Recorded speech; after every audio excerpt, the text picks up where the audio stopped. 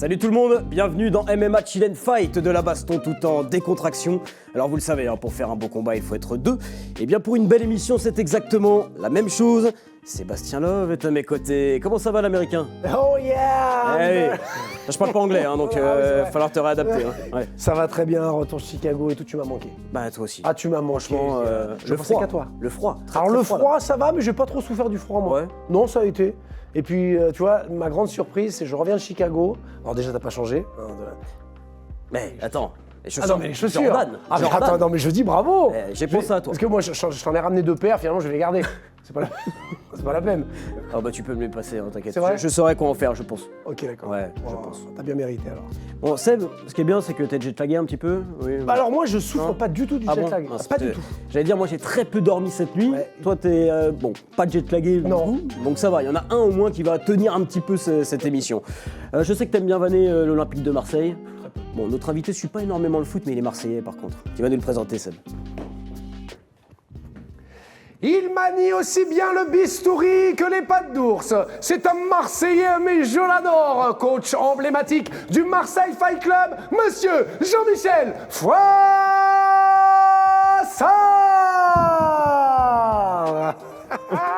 Ah, il le tient l'accent. Ah, tu l'as l'accent, bien joué. Ah, Salut, Jean-Michel, ça va, tu vas bien? Ouais, ça va. Super. Ah, ça fait plaisir. Jean-Michel Fouassard, un invité plus âgé que toi. Oui, on en a eu des plus âgés. On en a eu, on en a eu. Non, mais Jean-Mi, voilà, au-delà du fait que coach emblématique du Marseille Fight Club, Bien sûr.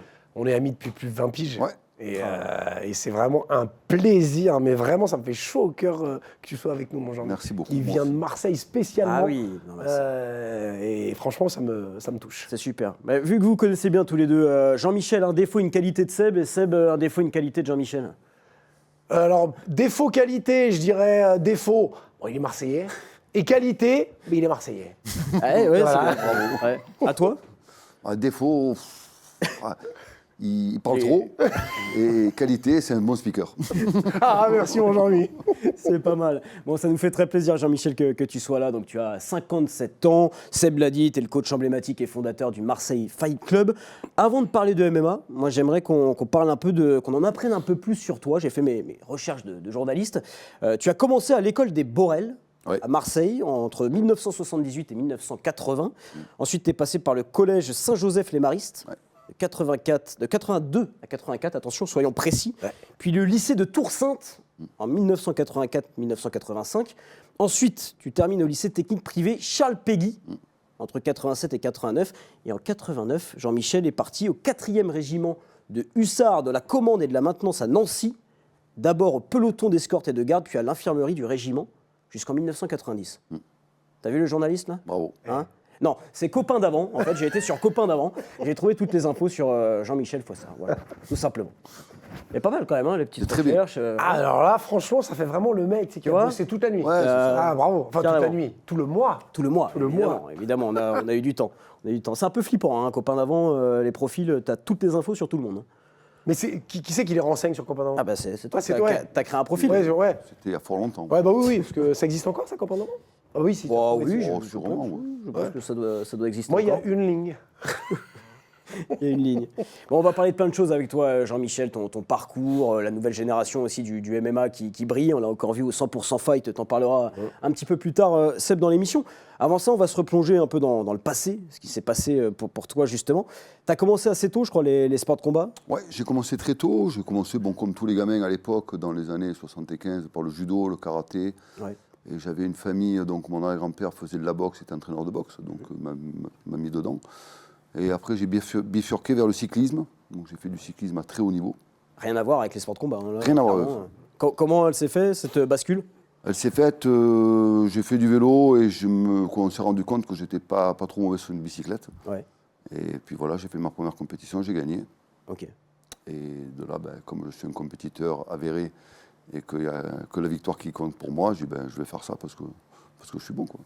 Et je suis monté jusqu'au niveau, juste avant de passer pro. Ah ouais, ok. Donc en plus le vélo, le cyclisme, c'est un sport. C'est un vrai dur, sport, c'est un vrai vraiment sport. exigeant, très chronophage aussi. Ouais, c'est un Donc vrai j'ai sport. fait des sorties de je sais Ah pas non, mais combien de kilomètres si tu veux progresser. Tu faisais de la route? De la route et de la piste. Ok. Ah, de la piste aussi, De t'as la fait? piste aussi. Ouais. J'ai fait de Impressionnant, ça, la piste. Ouais. Et pourquoi pas pro, du coup? Pourquoi pas pro? Parce que pharmacie. Ah oui, Oui. oui. Ah oui, Et forcément. pharmacie, et comme j'étais à l'école et que je faisais mes études, Ouais. mon père m'a dit on va falloir faire un choix. Ouais. Ou tu deviens toxicomane ou, Ouais, voilà, c'est ça. ou tu deviens instruit. Barre énergétique, d'accord, le reste. Non, blague à part, pour performer à ce niveau, il faut malheureusement Ouais, il n'y a pas le choix. pas se cacher. Il faut, Ouais, oui, non, bien sûr. il faut arrêter de dire des sottises, c'est la vérité. Ouais. Alors pour être un mec lambda, c'était pas intéressant. Mais Ouais. pour être super fort et pouvoir vivre décemment de ça, à l'époque, il fallait, Ouais, il fallait de changer. fait, voilà, se changer. Ouais. Quoi. Donc, bon. Et tu Et suis après, encore je le suis- vélo? Non, pas du Non, tout. pas du tout, hein. Pas du tout, pas du tout. Et de fait, après, je suis de suite, pendant mon service militaire, comme j'étais dans les troupes, j'ai fait un peu les stages commando, donc je suis repassé à la bagarre. Et Ouais. puis voilà, on est reparti. Ouais. Voilà, comme quoi. Ouais, donc c'est à l'armée que tu as redécouvert en Ouais, fait, c'est les ça, sports là. de combat. Ouais. J'ai redécouvert que ça m'a. J'ai repris goût à refaire les sports de combat. D'accord. Voilà. Ok. Mais après, je suis reparti. Et on ne s'est plus arrêté. Ouais. Ah ouais, ça fait combien de temps du coup là si on calcule je suis 20 mauvais en ans, maths, donc, 57, voilà, faites votre compte. ah ouais. Ouais, L'amour mais qui dure. il a pas bougé, mon Jean-Mi. Non mais c'est clair que tous les deux là, physiquement, c'est quelque chose quand même. Hein. Et tu sais qu'à chaque fois qu'on se voit sur les événements et tout, on se regarde, on regarde les autres, on fait Jean-Mi, on n'est pas dégueulasse. Quand même. On n'est pas dégueulasse. La Et moi, réflexion de beauf quoi. Non, mais c'est la réaction de beauf, mais. Non mais c'est vrai, c'est une réalité. En toute humilité, c'est vrai que 53, 57, ouais, Ah bah, on est obligé de se comparer. Oui. Et Ouais. moi, j'ai tourné avec Jean-Mi, c'était en Suisse, je te rappelle, dans la Sur cage. HFC, ouais. Parce que le sol, moi, j'ai un sol Oui. pourri. Et Jean-Mi m'a appris plein de trucs. J'ai tourné après avec des jeunes. Et c'est vrai qu'on se dit, putain, on n'est pas rouillé, quoi. Exactement. Bon, on s'entretient. Mais voilà. Et que tu dis, il a commencé le sport tellement jeune, ouais, on est dans cette routine de sport, même à notre âge. On ne peut pas arrêter. Et c'est ce qui nous. Et je pense que C'est ce qui nous tient. on n'arrêtera pas, c'est ça. Et comment les gars, parce que tu disais que tu as toujours été très compétiteur, Ouais. toi aussi, tu as fait la compétition, maintenant c'est plus du sport entretien que vous faites. Vous entretenez votre corps, il y a plus cet aspect compétitif, cette recherche de performance constante, si.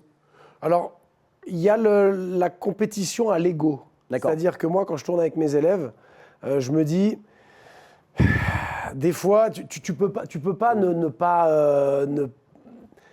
comment dirais-je je me dois d'être toujours au top, Ouais. même quand je tourne avec eux, même s'ils sont plus jeunes que moi. Je ne peux pas me permettre d'être faible. En fait. Faible dans le bon sens du terme. Oui, bien sûr, bien sûr.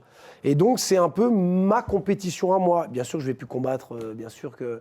Alors, je fais des cours, je fais des 10 km comme ça, mais je ne recherche pas la performance. Je sais que je terminerai pas premier. Mais j'ai ma petite compétition intérieure contre moi-même et ça me suffit. Et pour le moment, je les gagne à chaque fois. Donc, Ouais. tant mieux. On verra après. Tu partages ce que vient de dire Seb, Jean-Michel? Complètement. Ouais. Complètement, dans le sens où, quand tu dois enseigner quelque chose, le goût à l'effort, et si tu n'es pas capable toi-même de faire des efforts et de montrer à tes élèves que toi, tu en es capable, je pense que tu n'es pas crédible si tu es assis sur un fauteuil avec une clope au bec et avec un gros ventre en disant fais des pompes ou fais du sac de frappe, c'est pas crédible. C'est vrai. Donc je pense qu'il faut servir d'exemple. C'est ça. Ouais, c'est vrai. Et en Ça plus, s'est déjà vu hein, dans le sport Ben de haut oui. niveau, des coachs. Oui. Il y en a. mais des Chacun très sa bons coachs, mentalité. hein. Oui. Chacun Mais sa mentalité. c'est ça. Ouais, c'est vrai. Mais c'est vrai que à 53 piges, tu leur fais voir des choses. Toi, tu les fais. Si lui, il n'est pas capable de les faire, Ouais. tu dis, oh, il y a un problème. Ouais, tu as des arguments assez rapides pour leur dire, de toute façon, tu n'es pas fait pour la compétition. Voilà, Parce c'est que ça. moi, je suis capable de le faire. Ouais. J'ai 57 ans. Si toi, à 20 ans, tu n'es pas capable et tu me dis que tu veux faire la compétition, reste chez toi, tu n'as pas ta place. Ça, c'est des discours que tu as. Que j'ai souvent, des fois, ouais, que avec tu leur dis pas aussi des clairement les combattants de choses. haut niveau, parce qu'eux, ils ont fait leur preuve. Mais des petits jeunes qui arrivent et disent, je veux faire la compétition, parce qu'ils veulent tous faire la compétition Oui, bien maintenant. Mais tu n'es pas capable de faire un tour de terrain avec un mec de 57 ans, il te met 10 secondes aux 400 mètres. Tu me parles de compétition, gros, tu n'as pas le niveau. Tu n'as pas le niveau. Va t'entraîner, après on rediscute. C'est combien d'heures d'entraînement par jour là, pour avoir ce physique à 57 ans? Moi, je m'entraîne 2 heures par jour. Ah ouais. Pareil. Bah pareil. Ah, de toute façon, il y a... Oui, il n'y a pas de secret. Il n'y a pas de secret. c'est- Après, il y a attention. Il y a Jean-Mi aussi, je sais qu'il fait attention. Il y a la bouffe. Ouais, il y a la Je bouffe. sais, Il y a je suis tout arrivé. un- Je suis arrivé avant l'émission avec une boîte avec 2 gros cookies dedans, mais excellent. Hein. Je leur ai proposé aux 2, non, direct. Je me suis pris un non, mais catégorique. Hein. J'ai bouffé les 2. Voilà. Écoutez. Non, mais c'est un tout. C'est un tout. C'est vrai que on vit vieux de mieux en mieux, Oui. en fait. Donc autant même encore pousser encore le truc un peu plus loin et se dire, bah voilà, si moi à 70 piges, je suis encore capable de faire quelques tours de terrain, te sentir bien, bah je mets toutes les armes de mon côté. Hein. Enfin, Mais ça tire pas un petit peu non alors, vous exercez du sport depuis de longues années, mais est-ce que parfois, tu sais, c'est un peu dur de se motiver, de faire 2 heures de sport par jour, de maintenir un peu ce rythme de vie assez exigeant, même si c'est devenu une routine, je suppose, pour tous les deux. Mais... Pour ma part, non. Et c'est pas... non, parce qu'en fait, comme tu dis, c'est une routine, c'est normal. Donc non. Ça C'est fait même... partie du quotidien, c'est même c'est j'ai pareil envie. pour toi, C'est un Jean-Michel. besoin. Ah, c'est un besoin. C'est ça. C'est quand on le fait pas C'est qu'il nous manque quelque chose. C'est une drogue, presque, du coup. Ouais. Ah oui, non, complètement, c'est pour être mais plutôt. bah, Ouais, moi, on j'ai- peut- on comme peut je le t'avais dire dit, comme ça, ouais. j'avais été suivi pour Bigorexie. bigorexie. Ouais. Ouais, c'est Donc, mais oui, tu vois, là, à Chicago, dans l'hôtel, il y avait une salle de sport, je vais à la salle. Ouais, Et même si ok. je suis en vacances, parce que j'en ai besoin, en fait. Ah ouais. C'est génial. Non, mais je comprends. Je suis un peu pareil aussi. Donc. Bah voilà, oui, tu fais la même chose. Hein. Oui, clairement. Alors, tu vois, à 53 ans, ça sera comme nous. Ouais, mais j'espère être comme vous à plus de 50 ans. J'ai encore un peu de temps de le voir arriver, tout doucement. On parlait de compétition avec toi, Jean-Michel. Moi, je m'interroge sur une chose parce que donc toi, tu bosses encore dans la chirurgie cardiaque ou pas maintenant, ouais. Donc, tu as bossé toute ta vie encore maintenant dans la chirurgie cardiaque. C'est un métier quand même où les mains, c'est hyper précieux. C'est ton Complètement. travail. Vaut mieux. Comment tu faisais pour allier compétition en sport de combat et en même temps ton métier où il faut prendre soin de ses mains? Alors, moi, des compétitions proprement parlé dans le cadre du MMA, j'en ai jamais fait. Non, mais des sports de combat même. Justement. Bah, à l'époque, j'étais plus jeune, donc ça allait. Ok. Mais dans le MMA, dans les années 2003, 2004, 2005, quand on a commencé, c'était impossible. Ouais. Impossible, parce que si je me fracturais un doigt, je ne pouvais plus travailler. T'en Donc, avais l'envie ou pas? complètement. Après, j'étais un peu vieux pour faire ça. Mais dès le départ, je me suis rendu compte, bon, je peux pas. Donc, qu'est-ce que j'aime? C'est la compétition. Et pouvoir enseigner ce que j'ai appris des entraîneurs qui m'ont donné le goût à l'effort et le goût d'être le meilleur de soi-même. Quand je suis passé dans des clubs de vélo, dans des grands clubs, j'ai dit, un jour, je vais faire comme eux. Et donc, naturellement, je me suis retourné vers aider les jeunes à pousser et à grandir pour faire de la compétition. Et je fais la compétition avec eux. Même si je ne suis pas dans la cage ou dans le ring, j'ai le même esprit qu'eux. Ouais. Si ce n'est plus. Tu vois, c'est intéressant ce que tu dis parce que moi, quand j'étais plus jeune, j'avais eu un prof de PS qui m'avait vraiment marqué. Et je me suis dit un peu pareil que toi, je veux faire comme lui plus tard. Exactement. Finalement, voilà, le destin a fait que je ne suis pas devenu prof de PS et j'ai fait autre chose. Mais est-ce que toi aussi, tu as un entraîneur vraiment en tête qui t'a marqué, où tu t'es dit, Ouais. je veux faire Mon comme cette personne? mon entraîneur de vélo qui m'a pris à partir de cadet, qui m'a fait monter jusqu'au championnat de France, où je fais 4e. Et on était un petit club de quartier, j'arrivais à finir 4e au championnat de France. Alors en vélo, il y a 400 mecs au départ. Bien sûr. Ah oui, c'est ça. Quand tu es 4e au championnat de France, à 16 ans. Et ce mec, il était tout pour moi. D'accord. Il donnait de son temps, il a sacrifié, entre guillemets, sa famille pour nous, les petits. Je dis, ouais, quand même, le mec, ce qu'il est capable de... Et c'est plus que du respect qu'on peut avoir pour ce genre de personnes, c'est plus que de l'amour, on les vénère, ces gens. Tu te dis, mais c'est pas possible, j'ai 17 ans, je suis un con d'adolescent, avec un caractère de chiotte, plein d'hormones, qui casse les couilles à tout le monde. Et le mec, il est toujours là, et il va toujours venir me chercher pour que je m'entraîne, pour que je sois encore le meilleur. Je vais faire ça. Ouais. Ça, c'est... Ouais, géant. c'est magnifique. Et après, voilà. Et après, bon, la même chose. avec les- j'essaie de reproduire la même Ouais, ouais, mais chose c'est super. avec mes jeunes. Et c'est pour ça que je dis que c'est bien de faire que je fasse du sport aussi, parce que je peux leur dire et bien les appuyer. Je dis, attendez, ne me parlez pas de fatigue, ne me parlez pas de... J'ai fait 10 heures de bloc opératoire, Bien sûr. je suis là, je cours, je m'entraîne avec vous.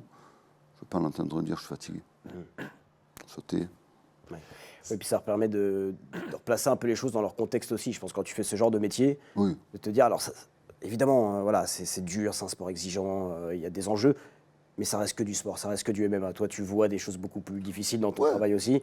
Tu vois, je pense que ça permet aussi de prendre un peu de recul. Après il faut pas devenir, faut pas dire tout et n'importe quoi. Les mecs, ils font, à l'instant où ils font, c'est la chose la plus importante du moment de leur vie, forcément, de fait. Mais il y a toujours plus grave partout. Il y a plus grave que moi, plus grave il y a plus grave que tout le monde. Après, moi, ce que j'essaie vraiment de leur faire comprendre, c'est qu'il ne faut rien avoir à se reprocher quand on a fini. Ouais. J'ai perdu, j'assume. Pas d'excuses. Les excuses, c'est pour les faibles. Il n'y a pas d'excuses. Il y a des explications, mais il n'y a pas d'excuses. donne ce que tu as donné. Si tu perds, c'est qu'il est meilleur que toi, on va s'entraîner, on va progresser. Mais ne commence pas à me dire, oui, mais non, pas d'excuse. Tu n'as pas fait ce qu'il fallait, c'est tout. Si moi, je ne fais pas ce qu'il faut pendant qu'on opère, je suis entièrement responsable. Bien sûr. Je ne vais pas mettre la faute sur mon patron. Non, c'est moi qui ai fait le geste, c'est moi qui ai fait la connerie. Donc, il faut assumer. Au bout d'un moment, il faut assumer. Donc, c'est pour ça que je me permets un peu de leur dire ce genre de truc. Ouais, non, Avec le boulot. c'est un bon discours, je pense. C'est un bon discours. Ah bah oui, et puis effectivement, ça permet de relativiser quand tu es là à sauver la vie de quelqu'un et tu arrives à faire passer le message en leur disant « les gars, Oui, voilà. Et assumer ses responsabilités, c'est la plus belle des qualités. Ah oui, Voilà, c'est tout. Reconnaître qu'on a eu tort, reconnaître que... C'est ça qui fait avancer.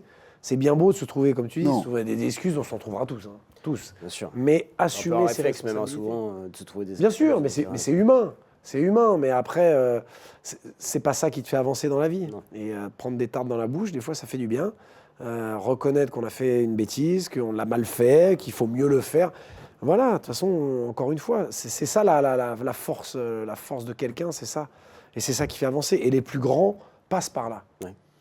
La remise en question, quoi, tout simplement. C'est Totalement. très dur à faire.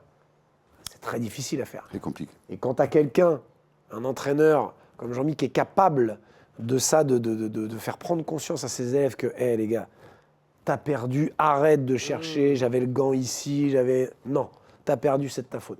Tu veux gagner, eh ben on va chercher les explications et on va remédier à ça.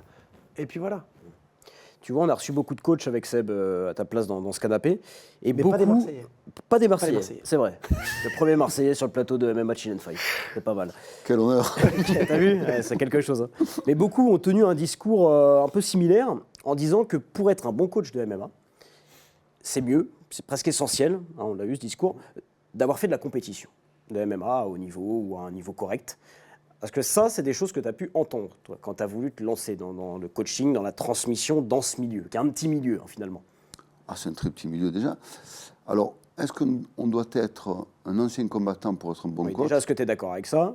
J'en suis pas persuadé. Ok. Et est-ce qu'on a Pour pu dire faire ces que critiques? même, je ne suis pas d'accord. Ouais. Il faut avoir été un sportif de haut niveau et un compétiteur. Parce que pour moi, la compétition, qu'elle soit en ping-pong, en natation, en MMA ou en triathlon, ça reste de la compétition. Tu prêches un convaincu, là. On rentre dans une vie monacale pour être compétiteur. Donc, un pongiste s'entraîne 8 heures par jour au ping-pong. Un cycliste, un combattant de MMA. Après, il suffit d'avoir un minimum de neurones connectés pour comprendre à peu près le MMA. Non, je ne veux pas dire que... Mais de fait, je suis un vrai pratiquant depuis plus de 20 ans. Donc, est-ce que la compétition de MMA est différente de la compétition de vélo, de foot dans l'approche? Non, mentalement, non. Après, techniquement, j'ai largement les qualités pour coacher du MMA. Bien sûr. C'est pas parce que tu es combattant ou tu es dans l'arène en train de combattre que tu vas pouvoir analyser des choses, puisque toi tu es dedans, que les gars dehors sont plus à même à analyser. Bien sûr. Donc l'analyse, on le voit aujourd'hui avec les réseaux, tout le monde analyse tout. L'analyse, pour moi en tant que coach, c'est pas parce que j'ai pas fait des compétitions de MMA au niveau que je suis un mauvais coach. Bien sûr. Et l'inverse c'est vrai aussi. Donc non, je suis pas. Par contre, Il faut être compétiteur. Voilà, c'est ce Oui, que Il je faut veux être dire. compétiteur. Faut être Et- compétiteur. Et sportif. Et cette Faut être approche du compétiteur. haut niveau, un petit peu aussi, cette Complètement. mentalité, Ça, c'est j'en suis sûr. persuadé. C'est vrai que moi j'ai dit, c'est difficile d'être entraîneur de boxe quand tu n'as pas toi-même boxé. Oui. Mais là, en entendant le discours de Jean-Mi, c'est vrai que le côté, alors peut-être pas effectivement coach combattant boxeur, mais au moins tu as connu la compétition. Ah oui. Tu sais ce que c'est que le stress sûr. d'une compète. Et puis, puis Seb, le- Seb, je m'entraîne depuis 20 Mais ans, oui, en plus, oui. tous les jours, Ouais. avec tous mes compétiteurs. Bien sûr. Ah ouais. Oui, non, mais c'est vrai. Bah, oui. J'ai arbitré Oui, en plus, 150 t'es arbitre. combats, Il faut préciser que Jean-Mi est arbitre. donc aussi. je vois tout ce qui se Cette passe, expertise. j'analyse, l'expertise technique et stratégique, je l'ai. In fine, je l'ai.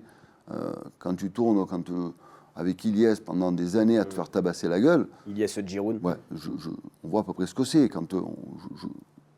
Techniquement, je suis sur le tapis tous les jours. Et je tourne tous les jours.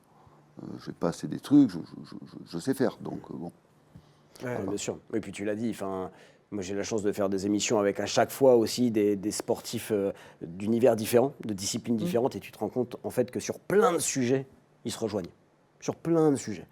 Tu vois, quand tu parles avec eux sur la psychologie de l'athlète, sur la mentalité, ce que c'est d'être un vrai champion, les objectifs, tous se rejoignent sur plein de points. Alors oui, il y a des spécificités de la discipline qui diffèrent, l'aspect technique, etc. Mais sinon, ça reste des athlètes de haut niveau en fait.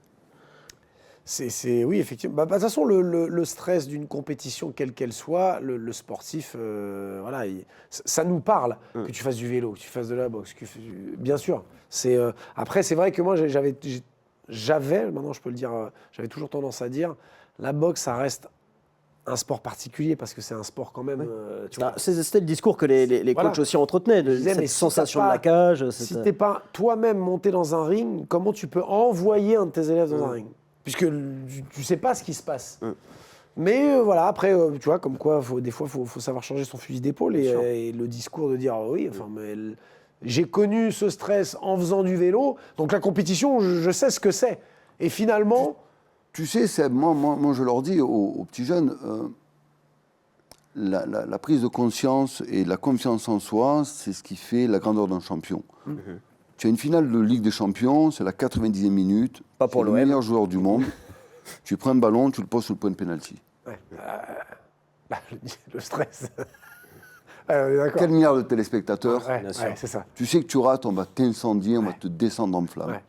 Tu prends un vélo, tu es sur un vélodrome, tu as 20 000 spectateurs, finale du championnat de France, tout le monde te regarde.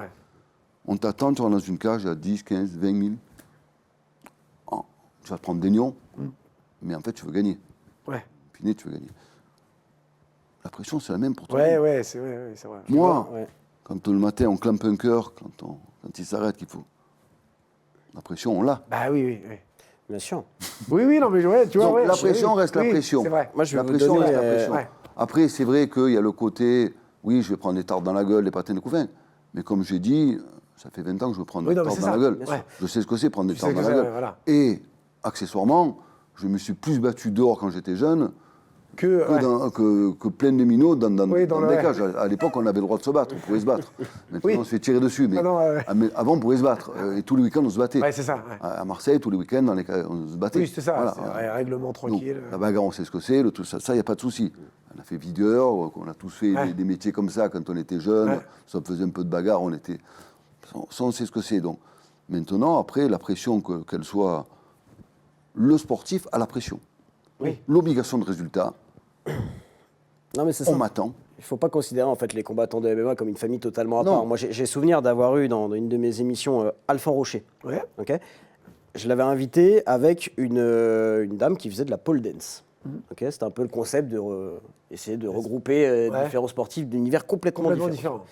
Et en fait, on a abordé ce sujet-là, la pression, avant de rentrer sur scène pour elle, avant de rentrer dans la cage pour lui. C'est la même chose. Ils avaient les mêmes propos. Ils se sont vraiment rejoints sur plein de points. Oui, parce que voilà, ça peut faire rire comme ça quand tu as la pression pour faire de la pole dance. Bah oui, elle en a. Mais comme toi, tu parles du théâtre avant de rentrer sur scène. Bah oui, parce que t'as préparé ton truc, t'as travaillé, donc là-dessus, c'est vrai que c'est... Quel que soit l'univers, la pression, tu la ressens. Après, remettons un peu dans le contexte. Effectivement, quand tu clampes un cœur, t'as pas la même pression que quand tu prépares une chorégraphie de pole dance. On est d'accord. C'est sûr. En respectant la pole dance, attention. Mais par contre, je crois que c'est la pole dance. Ça fait longtemps cette émission, donc il faudrait que je la regarde de nouveau. Et que je m'exerce de nouveau aussi. T'avais fait en plus. Bien sûr. Attends. Petite tenue. Il y a de quoi faire ici. Oui, je sens que ça t'intéresse, Jean-Michel. Je retrouverai la vidéo pour toi, t'inquiète pas. Non, mais par contre, ce qu'on sait aussi, je pense que vous allez le dire aussi, messieurs, c'est un milieu particulier, le MMA, où ça se tire un petit peu dans les pattes, par-ci, par-là. Ce qu'on a évoqué là, est-ce que c'est des critiques que tu as pu recevoir quand tu voulais te lancer dans le coaching, dans la transmission, ce truc de « Mais Jean-Michel, t'as pas combattu à haut niveau, tu ne peux pas, tu n'y arriveras pas ». Est-ce que c'est des choses qu'on a pu te dire ? Jamais une seule fois j'ai entendu ce genre de propos. D'accord. Après, en deuxième intention, les résultats parlent d'eux-mêmes. C'est sûr que là, tu mets tout le monde d'accord avec ça direct, oui. Premier entraîneur français et premier combattant français au PFL Monde, c'est nous. Voilà, c'est factuel. Moi, moi, je ne vais pas discuter avec... Bon, moi, sinon, je n'ai jamais entendu vraiment... D'accord. Non, mais c'est bien de le savoir. Parce que je pense que je fais du bon boulot, parce que je pense que les résultats parlent d'eux-mêmes, parce que maintenant, j'ai un club qui est sympa et ça tourne bien, parce que les gens viennent un peu à droite, à gauche, et les méthodes d'entraînement fonctionnent bien, parce que je suis quelqu'un d'ouvert et je me forme. Dès que je pars à l'étranger, je viens dans les clubs, comment ça tourne, parce que on apprend toujours. Le jour où je ne vais plus apprendre, j'arrêterai. D'accord. Comment tu fais pour apprendre concrètement? C'est ça, tu vas dans différents clubs, je pars dans les différents pays, organisations à droite, à gauche, je regarde tout le temps, tout et tout le monde. D'accord. Que ce soit dans les gyms, dans les vestiaires, façon de s'échauffer. Je suis super curieux, je pose plein de questions. Je me renseigne. Alors, j'ai la chance maintenant de faire de grosses organisations, que ce soit le KS, le PFL, à part l'UFC, on les a toutes faites. Ben, je discute avec les coachs. Toi, tu fais comment? Tu fais ci, tu fais là. Je discute avec les nutritionnistes pour les pertes de poids, les patins, les coups fins. Et puis comme ça, je prends mes petites notes, je marque tout. Ouais. Quand je vais dans les clubs, je dis, ça c'est bien, cette façon de s'entraîner. Hop, je la prends, je l'essaye. C'est bien, c'est mieux, c'est moins bien. Et je m'adapte. Et comme ça, j'évolue. Parce que c'est un sport qui est en constante évolution. Bien sûr. Et ça va de plus en plus vite. Donc si on rate le wagon, on a la traîne de suite. Et puis pionnier, hein, Jean-Mi. T'es la Ouais, oui. Ouais. C'est ça. Donc il a toujours été. Il n'y a jamais eu de... Non, il n'y a jamais eu de. Non, jamais. C'est bien parce qu'on sait que c'est voilà, des fois. Il y en a, hein, moi j'en entends sur certains entraîneurs, il y en a. Oui. Mais sur Jean-Mi, il fait partie des entraîneurs où il n'y a jamais rien eu, déjà parce qu'il est le premier. Oui, puis les résultats parlent d'eux-mêmes. Et puis les résultats. Voilà, quand tu as des résultats, tu peux. De les mecs toute façon, ne critiquent pas. c'est sûr. Ah non, mais ça, c'est une évidence. Parlons justement un peu plus en détail du Marseille Fight Club. Donc tu l'as fondé il y a un petit moment maintenant, 2010. 2010, ouais. 16 ans déjà. Tu te rends compte ? 16 ans déjà. Parle-nous des débuts un peu, comment le bébé est sorti. Au tout début, donc j'étais en 2004, je crois, ouais. J'étais au Sambo Saint-Pierre. Ouais. Parce que je travaillais beaucoup, donc c'était un club de sambo, donc je suis parti là-bas, ça m'a plu, on a tourné. Après, la vie a fait que j'y allais un peu moins souvent. Il y a Arik Margarian qui a commencé donc, les premiers contenders en 2007, je crois, ou un truc comme ça. Ouais. Oh oui, c'est date-là, chez Hatch. Chez Hatch. Après, j'ai quitté ce club pour raisons personnelles et j'ai ouvert avec quoi ? J'ai aidé des copains à ouvrir un autre petit club. Ouais. À l'époque, je travaillais beaucoup, je travaillais 10 heures par jour. Ok, voilà. D'accord. Et après, donc, mon patron, un professeur agrégé de chirurgie cardiaque, qui commençait à descendre un petit peu en volume de travail, parce qu'il prend de l'âge lui aussi. Donc, il a commencé un peu à diminuer son activité. Et là, j'ai dit, bon, ce que je suis en train de faire, ça me plaît réellement. Ce que j'ai fait en chirurgie cardiaque, ça me plaît, mais bon, toute bonne chose a une fin. Et je vais faire la transition entre ce métier que j'exerce actuellement et ma passion qui est le MMA. Et je vais inverser les statuts. Mon métier va devenir le MMA et ma passion va redevenir la chirurgie. Ah, d'accord, super. Donc je me suis mis à mi-temps et j'ai commencé à ouvrir le club en 2010. Et puis doucement, c'est monté. Et puis voilà, on en est là maintenant. Incroyable. Et là, mon patron va s'arrêter dans 6 mois, 1 an. Ouais. J'arrêterai avec lui. Je ferai du MMA à 100% et je finirai mes quelques retraites de cotisation en ayant formé de nouveaux jeunes chirurgiens qui ont besoin de vieilles biques.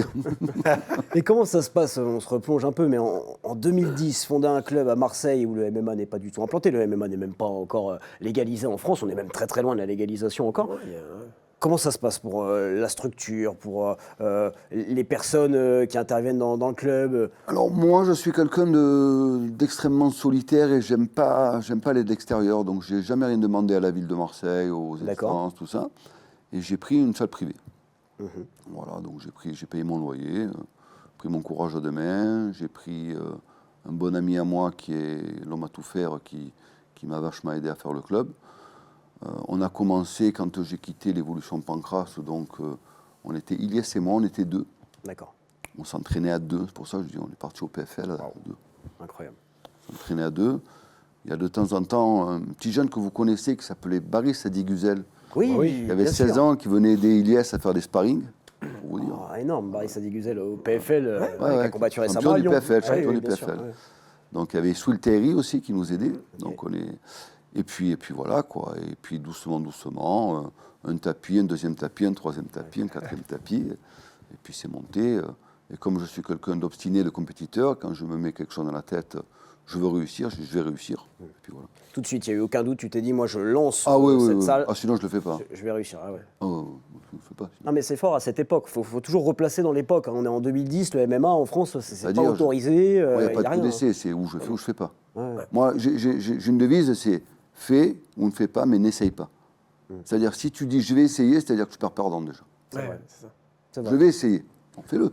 Tu n'y arrives pas, mais fais-le. Ouais, c'est... Bonne mentalité.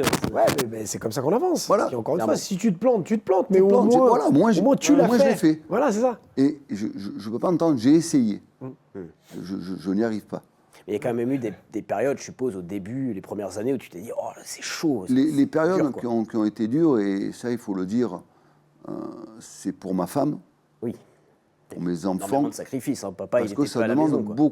beaucoup de sacrifices. Ouais. Et à l'époque, le MMA, c'était peanuts. Ah bah oui, oui, c'est du Les bénévolat billets total. hein. d'avion pour partir, le truc, le cil, ça me coûtait de l'argent. Je l'ai fait parce que j'aime ça. Et la personne avec qui je l'ai fait, on a un rapport fusionnel, presque père-fils, mais j'ai quand même sacrifié pas mal d'années de ma vie avec ma femme et mes enfants pour le MMA. C'est des choses que ta famille, tes enfants, ta femme ont compris tout de suite ou ont pu te faire quelques reproches là-dessus? Ma femme a compris parce qu'elle est, c'est pas parce qu'elle n'est pas là, mais qu'elle va regarder, mais c'est un amour de femme. Elle a compris, elle a été super indulgente. Après, j'ai fait ce qu'il fallait aussi. Je lui ai fait 3 beaux enfants.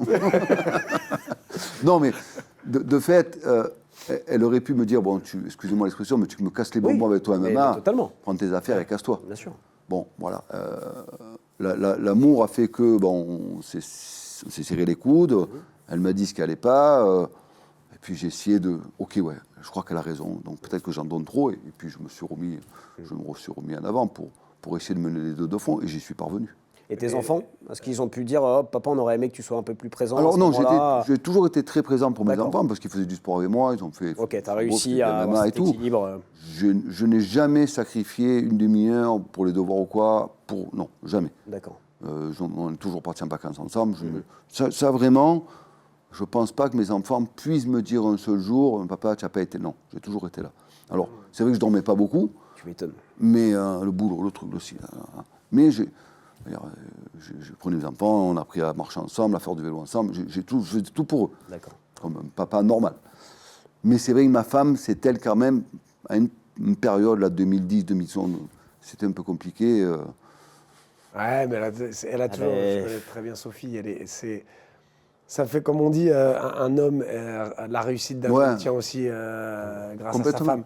Et Sophie, je me souviens quand on était en Suisse ensemble, elle était dans l'orga. Hein. Ouais, Elle était dans complètement. l'orga. Ah oui, non, vraiment, une personne adorable. Ses enfants aussi, je connais très bien les enfants de Jean-Mi. Et il y a une osmose. Et tu vois que dans cette petite famille, même si bébé, bien évidemment, des fois, il y a des trucs, c'est difficile Ah bah et oui, tout, mais comme si t'es pas partout, comme oui. ça, Exactement. le ça Marseille passe Fight pas. Club serait pas ce qu'il serait. Il n'y a rien de Ouais, mieux que complètement. quelqu'un qui te soutient dans tes projets aussi. Exactement. Qui Complètement. est là pour toi, qui est là pour dire tu vas réussir, tu vas le faire, c'est aussi une grande force. Quoi. Ah oui. Ah, maintenant, elle travaille dans le club, elle m'aide, elle investit 2000% dedans. Non. Et elle a toujours pensé à mon jus de goyave.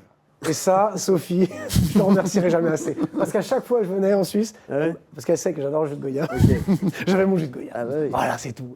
Et ça, Mais tu me donnes soif, moi je vais prendre Voilà. mon petit jus de goyave, tiens. Hop.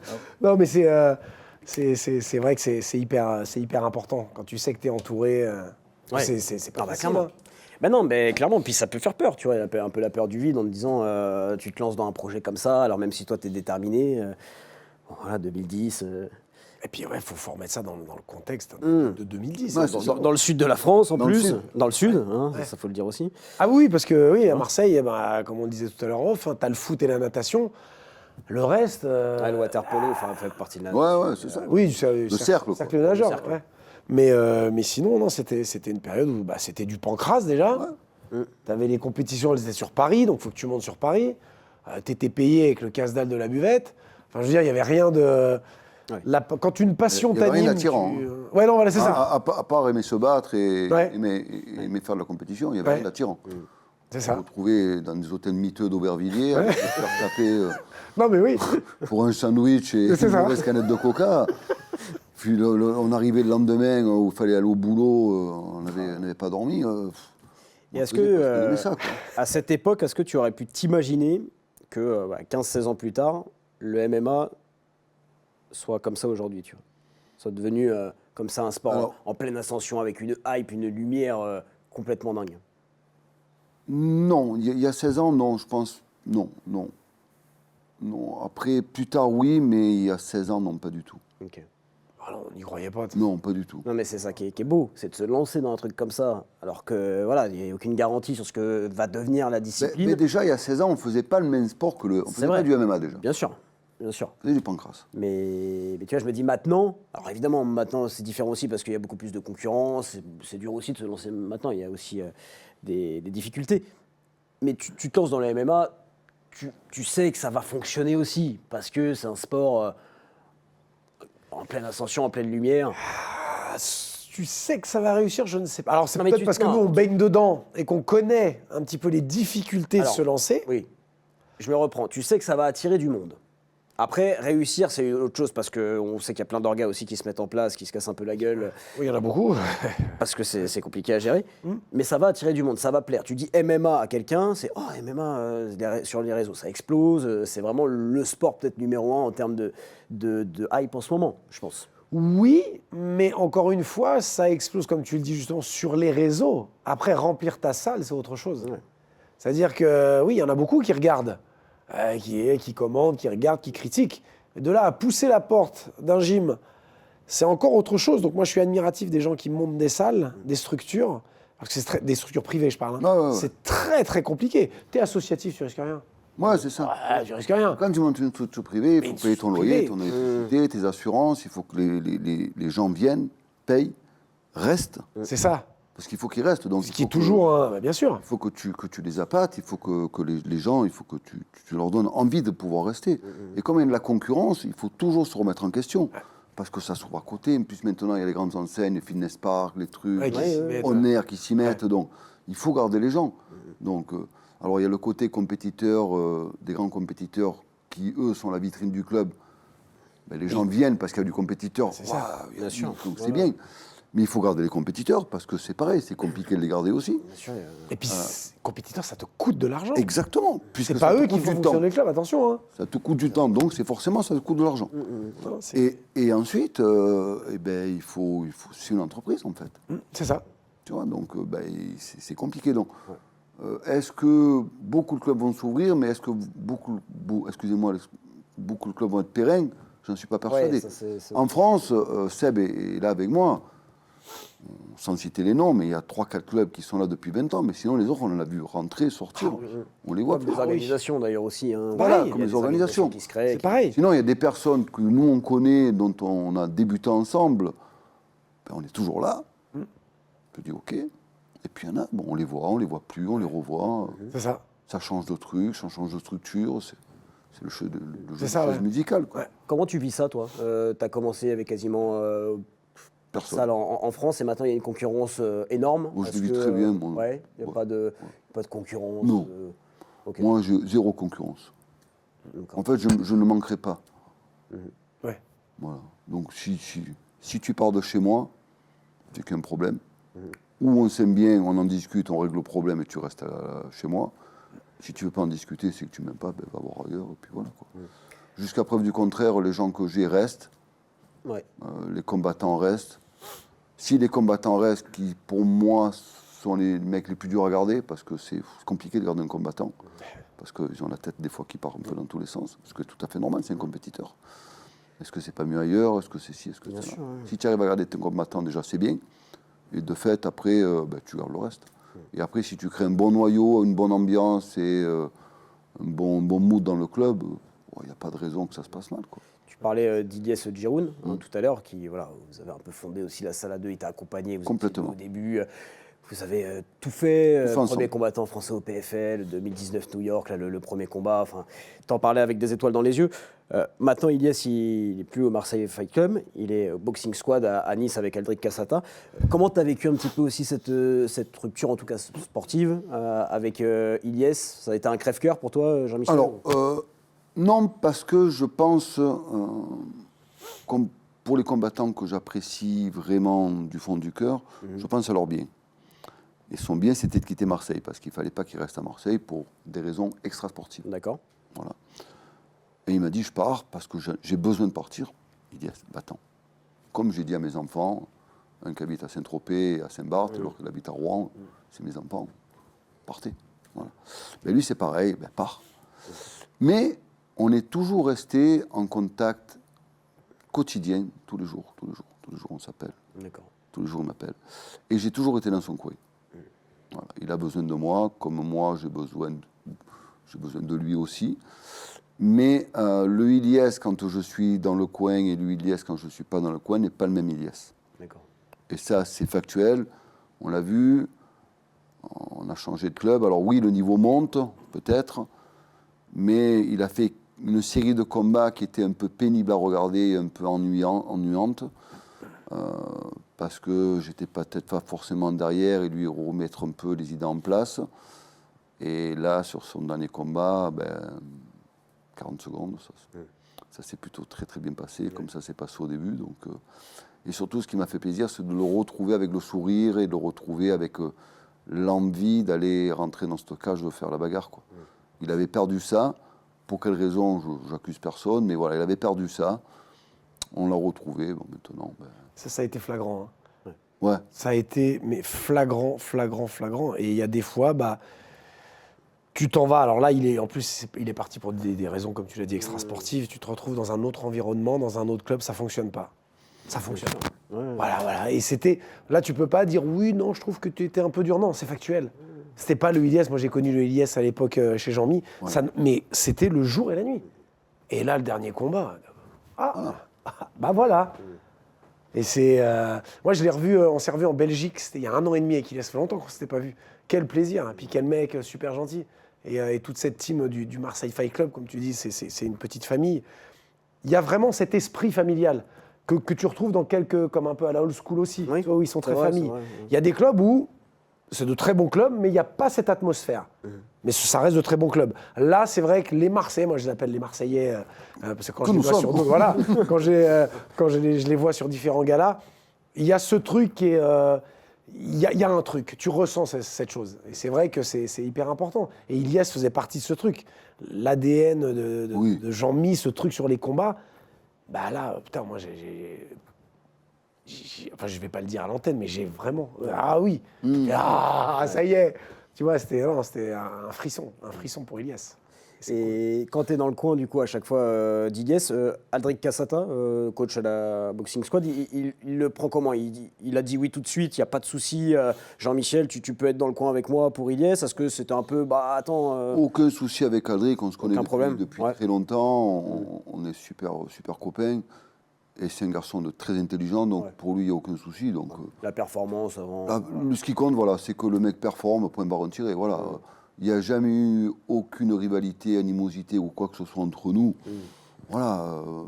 Non, parce que tu sais, avec un regard un peu extérieur, tu peux te dire, on en parlait tout à l'heure en off, il y a 3 gros clubs, vraiment 3 grosses teams dans le sud, la Bonne École, le Marseille Fight Club et puis donc Boxing Squad. Donc on pourrait se dire, bon, il y a une petite concurrence peut-être entre les 3. Non. Tu vois.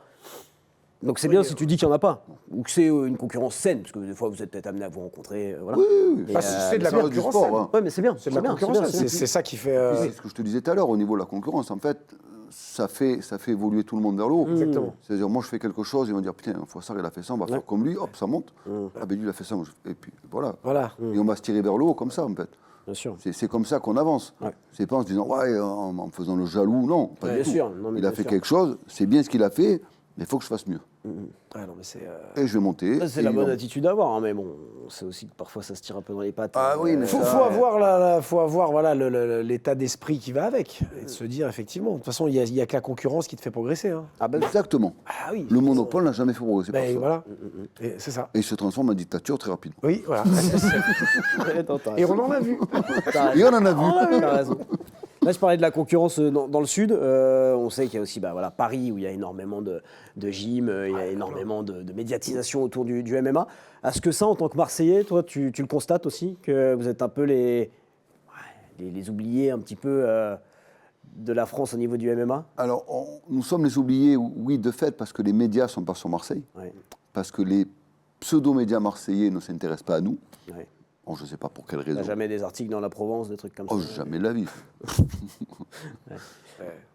C'est triste. Jamais de la vie. Ouais, ouais. Là, tu as Elias qui gagne à l'ARES en 40 secondes, tu as Sweet qui est en finale du PFL, Mena, on n'en parle pas, tu as Eva Dourte qui est au KSW, on n'en parle pas, tu as Wilson, je ne parle même pas de Wilson, C'est fou, ça.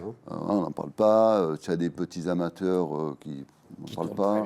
Comment on l'explique? Est-ce que c'est parce que à Marseille, comme tu l'as dit, il y a deux sports, c'est le foot et la natation, et le reste, c'est complètement écarté? Ou il y a d'autres raisons? Alors peut-être que moi je ne suis pas quelqu'un qui aime demander. Ok. Donc aller excusez-moi l'expression, me prostituer pour avoir un article dans un canard, c'est pas mon truc. Non, mais en plus, c'est pas à toi de le faire. Voilà. Vraiment, Moi, ça va intéresser les journalistes. Comme tu l'as très très bien fait au début, tu vois, tu as ouvert ton iPad et tu as regardé. Tu as fait une brève présentation de moi, tu as fait des recherches. Et pour moi, un journaliste, c'est ça, sa recherche. Donc quand tu es un journaliste sportif, qu'est-ce qui se passait ce week-end au football et à ça? Oh putain, ils ont fait ça. Et je fais un petit article. Ça, c'est du journalisme d'investigation. Ouais. Sinon, tu relates des faits que je viens t'apporter. C'est pas moi de le faire, c'est pas mon job. En fait, le plus gros problème, je crois, parce que alors, je pense qu'à la Provence, il y a des bons journalistes, etc. Mais De fait. je pense que c'est les choix éditoriaux, en fait, qui sont un peu bizarres. C'est qu'on part du principe, peut-être qu'à Marseille, le MMA, ça va pas intéresser, et que du coup, on n'en fait pas d'articles. C'est dommage, mais j'aimerais bien avoir un peu l'explication là-dessus. Pourquoi le MMA n'attire pas forcément le public marseillais? J'ai pas l'explication parce que c'est. Avec les résultats que Mais tu as c'est évoqués. ça, je pense pas que le MMA soit comme ça, vu comme quelque chose de « Ah non, surtout pas, on parle pas de MMA à Marseille ». Non, je vois pas pourquoi. Mais c'est bizarre. En fait, on a beau réfléchir, il n'y a pas d'explication. Non, il n'y a pas d'explication. Il n'y en a pas. C'est bizarre qu'un Wilson Varela soit beaucoup plus médiatisé et connu à Paris Paris, qu'à ouais. Marseille, tu vois. C'est presque incompréhensible. Bah, c'est complètement C'est incompréhensible. incompréhensible. Quand tu Alors, as des mecs qui performent, C'est pour dans un ça que sport comme ça. maintenant, le MMA parisien est largement en avance par rapport au MMA marseillais, par rapport aux médias. c'est ça, mais pour le moment, c'est. Et les médias chez nous, Oui, c'est vrai qu'il n'y a pas. rendez-vous compte, nous sommes début 2026, je suis à Paris. Ouais. Ça, il y a des petits médias. Puis où Oui, alors qu'il y aurait. Voilà. Alors qu'il y a. C'est ça qui est, Nulle part. c'est ça qui est incroyable. Je suis nulle part. Ah, ouais. Alors, Ça a toujours été. je sais pas. Parce qu'il y a quand même de super combattants dans le Sud Bien sûr, bien sûr. qui mériteraient. Même Manon Fiorot, on n'en parle pas dans le Sud. Tu vois, enfin, je veux dire, on en parle, voilà, à Paris. Alors que pourtant, tu vois, Mais oui, on parlait mais- du foot, mais les résultats de Marseille et de Nice cette saison, on pourrait parler du MMA hein, quand même, pour aller Oui, en plus. place. Parce qu'on a plus performant en MMA qu'en foot en ce moment. Oui, là, pour le coup, ouais. C'est le cas. Mais c'est vrai qu'il n'y a pas de. Je sais pas pourquoi, il n'y a pas d'explication sur ce genre de non-communication à travers des clubs, à travers des combattants, des orgas. Et comme tu disais, il n'y a pas d'aréna Oui, à voilà. Marseille. Les structures. Mais il n'y a pas d'aréna. Pas d'aréna. C'est la deuxième plus grande ville de France, Marseille. Deuxième C'est ça, plus si grande je dis pas ville de bêtises, France. ouais. Et voilà, mais tu Donc vois, il n'y a pas Il n'y a d'aréna. pas d'aréna sur Marseille. on tient peut-être déjà un point d'explication là aussi. Pas d'aréna. Alors t'as le Palais des Sports qui est grand. Hein, Le Palais des Sports, il est grand, c'est 5000 places, mais il a Ah, une trentaine d'années. Oui, c'est ça, il est vieillissant, il y a la salle où Et la salle Valier, c'était la salle emblématique de la boxe anglaise. C'est le à Japi l'époque. marseillais. Exactement, Voilà, c'est le Japi marseillais. Et puis, Non, il y a le 2026. Dôme, qui est une salle de le Dôme. spectacle. Ouais. Initialement, c'est une salle de spectacle. Et après, vous avez le gymnase Ouais, de Palavas-les-Eaux. C'est tout, quoi. C'est la deuxième ville de France. Bah, Donc, bien sûr. on va au fin fond de la Pologne ou de la République tchèque, il y a des arénas de 40 000 places, et à Marseille, on n'a pas il y en a d'aréna. pas, ouais. Alors, on a un très beau stade, Ouais. mais on n'a pas d'aréna. On a une très belle piscine, mais on n'a pas d'aréna. Bon, t'inquiète, on a le bras long, les Marseillais t'adorent, toi, on va faire des choses. On va faire des choses, on va régler tout ça. J'aimerais qu'on parle un peu de toi en tant que coach aussi. C'est quoi ta vision du coaching, la patte Foissard, qu'est-ce que c'est si tu devais te décrire en tant que coach? Dans la gueule. Ouais, des grosses torts dans la gueule. Non, moi, la patte Foissard, c'est à moi de m'adapter aux combattants et pas aux combattants s'adapter à moi. Je veux dire, je ne suis pas là pour dénaturer un combattant. Je suis là pour le faire performer. Je suis là pour lui faire travailler ses points faibles et ses défauts, mais je ne veux surtout pas le dénaturer. Un Wilson Varela, je ne veux pas le dénaturer. Un Ilias, on a essayé de le dénaturer. On a vu ce que ça a donné. Et voilà, moi je suis là. Et après, je suis quelqu'un d'extrêmement... je suis un vrai compétiteur, comme je vous dis, j'adore gagner. Et j'essaye de leur faire passer ce message. Et ma devise, c'est il faut que tu sortes le meilleur de toi-même, en fait. Il faut vraiment que tu arrives à sortir le meilleur de toi-même. Et si tu sors le meilleur de toi-même, tu vas battre tout le monde. Parce que tu es très fort. Et je me suis vraiment trompé. Parce qu'on a quand même fait des résultats avec des petites structures, des petits locaux. C'est pas mal quand même, je trouve. Oui, bah oui. Ah bah, c'est clair, toutes les plus grosses orgas mondiales. Voilà, si Ilias était né 5 ans plus tard, Ouais, ça aurait changé. ça aurait changé beaucoup de choses dans la chronologie. Ouais, Mais bien sûr. la vie, c'est comme ça. Mais donc, on a réussi techniquement à se montrer. Donc, voilà. Et après, je suis, comme je te disais tout à l'heure, je suis quelqu'un de très curieux. Je n'ai pas honte d'apprendre. Je suis toujours là à apprendre. Dans deux clubs d'ailleurs, là, maintenant que j'ai le club qui a grandi, j'ai mis un prof de boxe, un prof de sol. Je ne peux pas tout faire. Moi, j'ai une expertise de combat, du combat, et j'ai surtout une expertise psychologique du combattant, qui, je pense, est mon gros point fort. J'arrive à lire dans le mental de ces gugus, et j'arrive à en tirer le meilleur d'eux-mêmes. Donc voilà. Ta relation avec tes combattants, tu te vois comme une figure paternelle Ouais, elle est paternelle, pas pour tout le monde, parce qu'il y en a, ça passe pas trop. Bien et sûr. pour moi, ça ne sera pas des vrais combattants. Mais voilà, j'arrive à faire cette fusion entre eux et moi. Et je pense que c'est ce qui fait notre force. Et trouver l'équilibre, surtout. Ça, c'est dur aussi. Hein. Trouver l'équilibre entre tu vois, les sentiments, l'amitié, ce que tu construis avec la personne, et en même temps, des fois, dire les choses. Clairement. J'ai une qualité ou un défaut. Quand on sort des vestiaires, moi, il n'y a plus de sentiments. Okay. C'est un boulot, je fais mon job. Je ne vais pas pleurer parce que c'est Araïk, Ilias, Eva. On est là pour gagner. Voilà. Et là, il n'y a plus de sentiments. Et tu arrives à faire ce switch facilement, ça se fait naturellement. C'est le métier qui me permet de faire ça. Ouais, c'est ça, ouais. Possible. Je commence à penser, oui, le père de famille, son fils, je l'ai vu tout à l'heure dans la chambre. Ouais, c'est vrai. On te perd. J'arrive à switcher très rapidement, tu vois. C'est bien de réussir à faire ça. Nous, on a reçu des combattants ici qui nous ont dit qu'après des combats, ils ressentaient un peu de tristesse ou de compassion pour leur adversaire. Vas-y. Ouais. Non, mais Nada. c'est pas donné à tout le monde. C'est pas donné à tout le monde. Rien à foutre. Alors là, ça me passe à des Ah ouais, kilomètres. bah, les deux sont d'accord pour rentrer dedans. Mais non, mais c'est ça en fait. Il y a un contrat qui est ils vont se signé. tabasser, t'as perdu, voilà. Bien sûr, C'est bien bon. sûr. Allez. Tu vois, il y a un petit bouquin derrière Gâté, toi, Jean-Michel. Tiens, prends-le peut-être pour le montrer à la caméra, ce bouquin, parce que ça m'intéresse. Non, l'UFC, là, regarde, juste au-dessus. Ouais. Ce bouquin, il m'intéresse parce que, donc tu l'as dit, tu as emmené des combattants dans toutes les plus grosses organisations mondiales, mais pas l'UFC. Ouais. Est-ce que c'est un regret pour toi de pas encore, parce que voilà, tu es encore coach, ne pas avoir réussi à emmener un combattant marseillais à l'UFC? Et est-ce que c'est un objectif futur? Alors, en tant que coach, pas du tout. D'accord. Voilà, ça, je veux le dire de façon claire et nette. En tant qu'homme et en tant qu'entraîneur d'Ilias, énorme déception.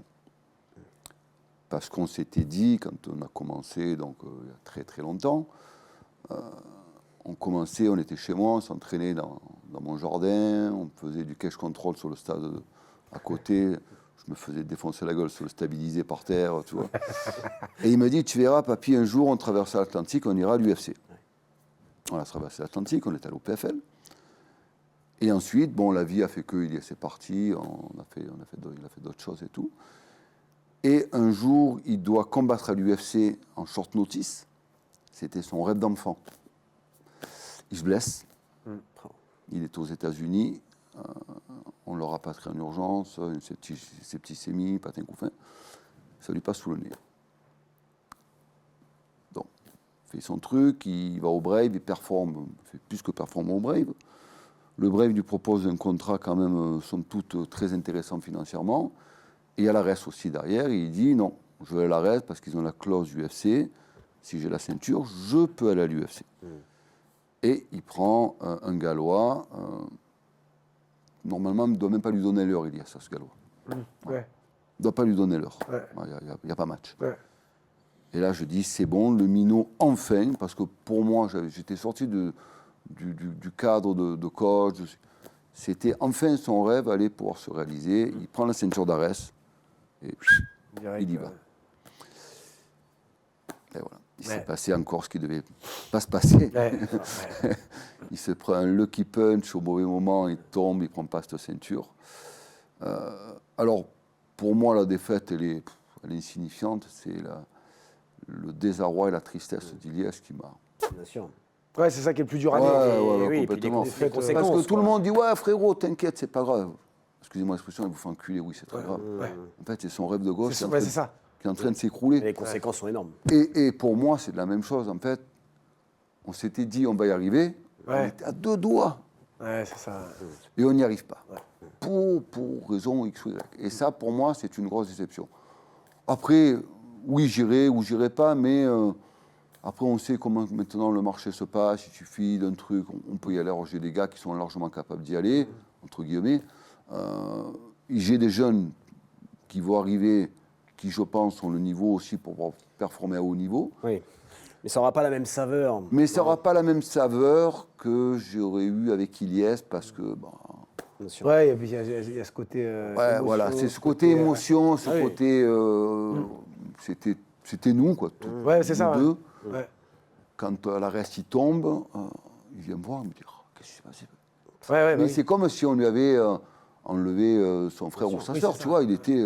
Et Tu n'avais pas perdu, il était anéanti. Il était anéanti. Tu arrives à trouver les mots tu lui dis quelque chose à Ilias à ce moment-là À ce moment-là, j'ai trop rien dit, parce qu'on se connaît bien. Dans les vestiaires, ça a commencé un peu à dire ouais, t'inquiète, j'ai fermé vos gueules tous. Ça, je l'ai dit rapidement.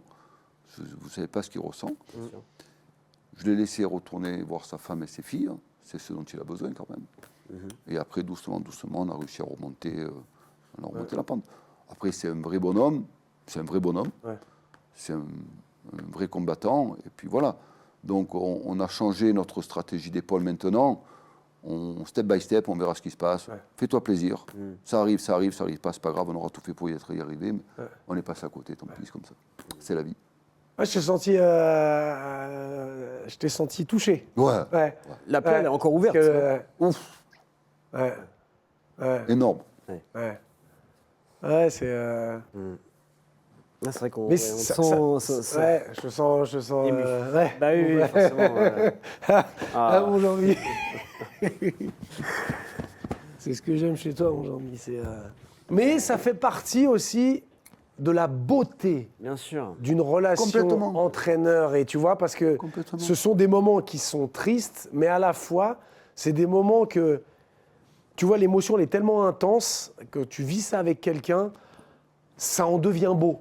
Bien sûr. Ça en devient beau. Et pour moi, te connaître depuis longtemps et pour connaître Ilias, à moindre mesure, bien évidemment, ce moment deviendra beau un peu plus tard parce que tu as une émotion qui est décuplée. Et que voilà, c'est un truc qui est. Et puis au final, tu diras, on ne l'a pas fait. Ouais, on l'a pas fait, moi. Mais. Oui, puis ce qui est beau, c'est la relation que vous entretenez encore maintenant. En fait, ça. Tu vois, ça n'a pas créé une rupture dans votre relation. Ouais, non, mais c'est beau. C'est beau aussi. Et c'est ça le plus fort. Bien sûr. C'est ça le plus fort. Moi, c'est ça que je retiens parce que c'est. Parce que tu sais, l'émotion des hommes, c'est incroyable. Voilà, c'est ça. En fait, le sport, ça procure des émotions à nul autre comparable. Vraiment, parce que tout va très vite, d'un côté comme de l'autre. Oui, voilà, c'est ça. Un coup, t'es là, pour moi, et la ceinture, le mec, même pas, il regarde. Ouais. Et, le kick punch, il tombe. C'est fou, hein. Te dire quand une Mais quand tu te dis, tu sais, tu es au PFL, tu as le clan Mamedov en face de toi, c'est la caille. Ouais, bah oui. Et toi, tu es Saint-Loup, Marseille. Ouais. Qu'est-ce qu'on fait là, gros? C'est clair. C'est nous. C'est dingue. C'est nous. On est là. On est là. Non, c'est ça, vous avez tellement vécu de Voilà, des donc choses voilà, incroyables. on a vécu des choses, et c'est pour ça que je te dis, ça m'a touché profondément de voir la déception de ce minot, et ma déception aussi, parce que lui, il était plus que déçu. C'est plus qu'une défaite. La défaite, pour moi, elle est anecdotique. Ouais, mais c'est ça, oui, je suis d'accord avec ça. Non, mais oui, On doit c'est- parler, c'est- c'est vrai. les conséquences Et puis, on derrière. s'en fout, quoi. Mais oui, ouais, c'est ça. Mais je sais tout l'engagement qu'il a mis ce mec dedans, Ouais. parce que... Et lui, c'était même pas le rêve, comme je dis, c'est même pas pécunier. Non, non, Bref, non, vous avez c'est- proposé des contrats... Un rêve Ouais. de gosse. Tu vois, un rêve de Un gosse, voilà. ouais. Et en tant que père de famille, un rêve de gosse, ça doit se réaliser. Eh oui. Voilà. Bien sûr. Ouais. Donc, voilà, maintenant, c'est fait, on passe à autre chose. Oui, Il y en aura d'autres. Il y en c'est aura pas- d'autres, voilà, c'est ça. Il y en aura d'autres. Ah oui. Bon, on va C'est le prendre. quart de l'émotion. Ouais, ouais, ouais. Bah oui. Ouais, ouais, bah oui, non, mais c'est, Séquence émotion magnifique. mais c'est encore une fois, c'est le sport, c'est ça. Bien sûr.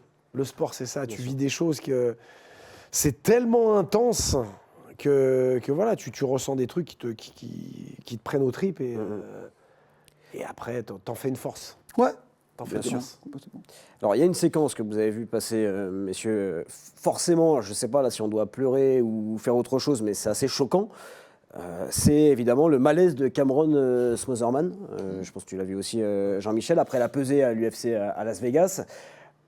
Bon, les images parlent d'elles-mêmes. Hein, il tombe, il s'ouvre le menton. Bref, après un cutting mal géré. Toi, tu accompagnes des combattants aussi sur cette partie-là. Seb en a parlé, a fait un petit coup de gueule il y a quelques semaines là-dessus, la semaine dernière.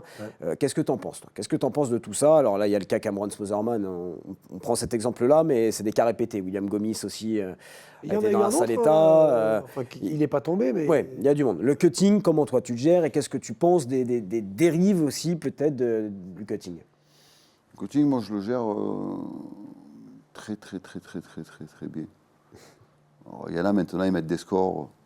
Il y a le Nutri-Score et il y a le, il y a le cutting- Fouassard Score. Il y a le cutting score maintenant. Il y en a, ils mettent des scores. Voilà, bon. Je sais pas, moi, je vais être à 402, par exemple. 400 réussis, 2 non réussis. C'est quoi le secret? S'il y a un secret ou la méthode Le secret, qui c'est qu'il n'y a pas d'excès. Il n'y a pas d'excès. Quand il n'y a pas d'excès, ça se passe bien. Ouais. Premièrement, c'est mon métier. Oui, c'est que toi, tu maîtrises. Les fluides du corps, ça me connaît un petit peu. Donc, je ne fais pas des tutos YouTube, mais c'est mon métier. Donc, sortir des mots alambiqués pour impressionner la galerie, ce n'est pas mon truc. Moi, je fais mon truc, mes combattants, c'est eux qui en profitent. Point barre, tiré. J'ai jamais raté un cutting. Alors, c'est dur psychologiquement, mais jamais une seule fois de ma vie, j'ai mis un combattant en danger parce que j'ai abusé sur la perte hydrique. Moi, je reste persuadé, preuve en est, c'est factuel, j'ai fait je ne sais combien de combats, on n'a jamais raté le pesé. Si on les reste en dessous de 8% de perte hydrique, on ne risque strictement rien. Voilà. Donc 8%, 70 kilos, ça fait 5 litres 8. Voilà, tu te pèses à 70, le lendemain tu es à 75, 76 kilos, c'est propre. Tu ne risques rien. Ce serait quoi, toi, la limite La limite autorisée médicale où on ne risque pas grand-chose, c'est moins de 10% de perte hydrique. Ok. Moi, j'ai dit depuis un petit moment, ce qu'il faudrait faire, c'est toucher l'argent, Ouais, oui, c'est ça. Ouais. toucher les primes. Ouais. Alors, on ne peut pas annuler des combats parce que le mec n'est pas au poids, parce qu'il y a trop d'argent en jeu maintenant. Par contre, ce qu'on peut faire, c'est, après, si l'UFC le décide, tout le monde le fera, mais s'il le fait, Ouais. on Bah sait, oui, c'est ça. voilà, on sait par qui on est tenu. En fait, les gars, vous faites ce que vous voulez, mais si vous récupérez plus de 7% de perte hydrique, vous donnez la moitié de votre prime. Eh ouais, là, tu vas Vous voir. la perdez. Vous prenez votre combat, vous gardez votre titre, vous gardez votre ceinture, vous gardez tout. Et vous perdez la moitié de votre prime. Donc le matin, tu vas faire le check médical à midi, tu montes sur la balance. Si tu as 83 kilos et que tu combats 70, tu n'as pas de sanction, tu donnes la moitié de ta prime, gros. Ah, je pense que ça. Et ça va calmer tout le monde. Bien sûr. Bien Ça sûr. va calmer tout le monde. Ça va calmer tout le monde. Oui. Parce que dire oui, après ils vont trouver d'autres choses. Et là, les mecs que je vois tomber, quel est l'avantage d'en arriver là pour un combat? Je n'en vois pas. C'est clair. Et pour moi, c'est la faute de son staff. Bien sûr, ah bah oui, totalement. C'est comme pour William Gomis, c'est la faute de son staff. Oui. Quel entraîneur, alors moi, peut laisser un mec dans une baignoire pour lui faire perdre 2 kilos de moins que son poids? Je ne comprends pas le principe. Il a vomi, mais arrêtez de me prendre pour un con, il n'a pas vomi 2 litres. Ouais, ouais. Bah oui. Problème. Ouais. Alors il a dû prendre quelque chose qui l'a fait pisser. Bah, bien sûr. Mais c'est évident. Mais ça, quand on le dit, mais non, vous étiez pas là. Mais Ah oui, là, bien sûr. t'as des connaissances médicales. Ils se disent, mais non, les gars, arrêtez, tu vomis pas 2 litres. Le gars, il a perdu 2 kilos en dessous du poids. Et on dit, il a vomi, mais tu me prends pour un castor ou quoi? Ah, mais c'est ça. En fait, un manque d'expertise, un manque de connaissances, je pense. Voilà. Bah, et c'est- surtout, ils ont failli tuer Minot. C'est Ah, ça. mais bien sûr, bien sûr. Et Ah, mais c'est scandaleux. moi j'arrive une fois, la seule fois, une pesée, c'est Yazid Touchan, il la rate pour 300 grammes. J'ai pris la responsabilité de ne pas le faire combattre parce qu'il commençait à avoir des myoclonies au niveau des yeux. C'est-à-dire que Donc j'ai dit non, on arrête. Non, mais 300 grammes, on arrête. Il ne combattra pas. Et une fois, Emargui au Bellator, on arrive, on est au-dessus du poids, donc c'était le lundi, on avait la pesée le jeudi. Il était par exemple à 80 kilos. J'ai dit, on ne sera jamais à 70 kilos. Ah, on va y arriver. Non, je suis allé voir Samuel Jude, patron du le matchmaker du Bellator. Je dis voilà, catchweight ou il n'y a pas de combat. Il me dit non, mais tu peux le faire. Je dis non, je ne vais pas le faire. On est à Moscou. Moi, je ne vais pas mettre un mec à 10 litres d'eau à 4 jours du combat. Là. Bien sûr. Bien sûr. Donc, après l'avion, on est rentré. Ouais, mais c'est parce que encore une fois, t'es... Je suis responsable. Mais voilà, c'est ça. Mais il y en a, ça leur passe à des kilomètres. Ben oui, non mais... Bien sûr. Et ça, moi, Donc, le coaching, ouais. coaching, c'est une grosse connerie, mais si elle est bien faite, il n'y a pas de problème. Et je pense que le seul moyen de faire ça, c'est de toucher aux primes des combattants. Totalement, je suis d'accord. C'était très bien d'avoir ton avis là-dessus, Jean-Michel. On va enchaîner parce qu'il reste peu de temps finalement dans l'émission. Ça passe hyper vite avec Jean-Michel. On pourrait faire 2, 3, 4 heures même. Non. Et... si, on va te tenir en otage ici, Jean-Michel. On va enchaîner avec la prochaine séquence. Allez pour Jean-Michel, celle-ci, c'est le face-off.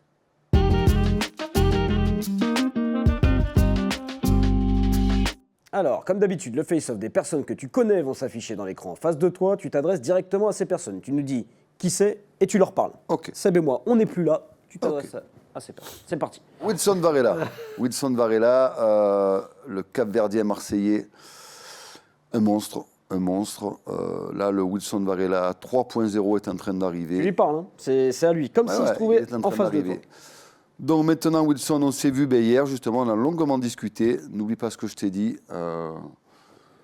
Et l'Europe est à toi, elle t'appartient. Voilà, t'as pas rien à dire. On va enchaîner avec la prochaine personne. Richard Virenque. Salut Richard. Alors on a fait du vélo ensemble quand on était petit. Tu as toujours été très fort.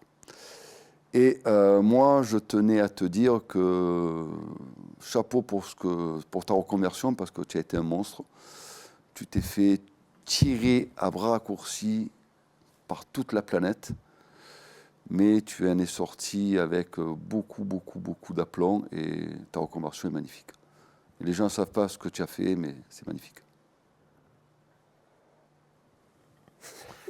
Ah, cette photo, elle est... Hatch, il te manque quelque chose, c'est le collier. Tu n'as pas le collier et les lunettes de la piscine.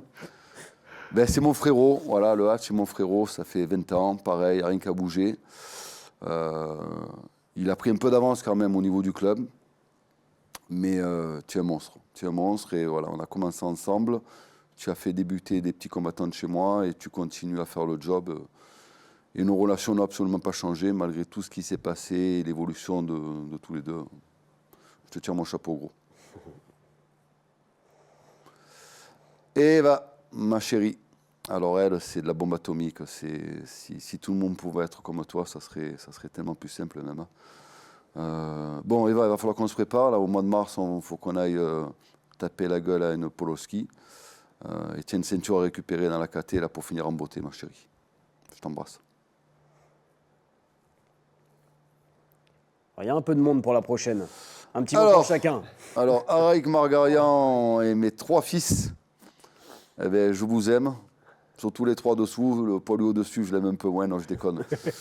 Araïk, il faut se préparer le 28, il y a encore une dernière bagarre à faire. Là. Mes amours, ben, que dire, celui qui est à gauche, là, le plus petit, ben, normalement, il aurait sa place dans une cage. Le jour où il va commencer que tu arrêteras d'être feignant, tu pourras y aller. Les autres, continuez. Bon, le grand blond, il est à Rouen, tu n'as pas de chance. L'autre, par contre, tu as tout compris, tu es Saint-Barth et Saint-Tropez, tu es la famille, toi. Et la dernière personne pour toi, Jean-Michel. putain, je le connais ce vieux. Ben voilà, ben continue gros. Continue, fais ce que tu as toujours aimé faire. Continue avec ton cœur, tes tripes. La passion, il n'y a que ça de vrai. S'il n'y a pas de passion, il n'y a pas de bon boulot. Et s'il n'y a pas de bon boulot, il n'y a pas de bon résultat. Donc voilà, c'est un cercle vicieux. Prépare l'avenir pour tes petits derrière, là. Surtout pour ton petit fiston qui va récupérer le club. Donc lâche pas l'histoire. Et surtout, aime ta femme plus que personne. Super face-off. Magnifique. Impeccable. Magnifique. Impeccable. Avec ce petit message. Continue Jean-Michel, maintenant on va continuer dans cette émission avec les questions. Le QCM, les questions cons du MMA. Ah, ok merde. Jean-Michel. Eh ouais. On est comme ça dans l'émission. Je te pose la première question. Donc à chaque fois 3 propositions illustrées par des petites photos et tu dois me donner une réponse. Fini le coaching. Tu dois changer de métier Jean-Michel. Petit A, pilote de moto. Petit B, dresseur canin. Petit C, proctologue. Tu as déjà les gants, donc c'est plus pratique. Pilote de moto, sans Pilote de aucune moto. hésitation. Sans hésiter. T'es venu avec le casque et ouais. tout, là. Il y a la moto, tout, à fond. Ce qui te définit le mieux, mon Jean-Mi. Petit A, tu es proche des gens. Petit B, tu es toujours très respectueux. Petit C, tu es d'une gentillesse extrême. Tu n'as pas osé dire à ce mec que son short de plage était affreux.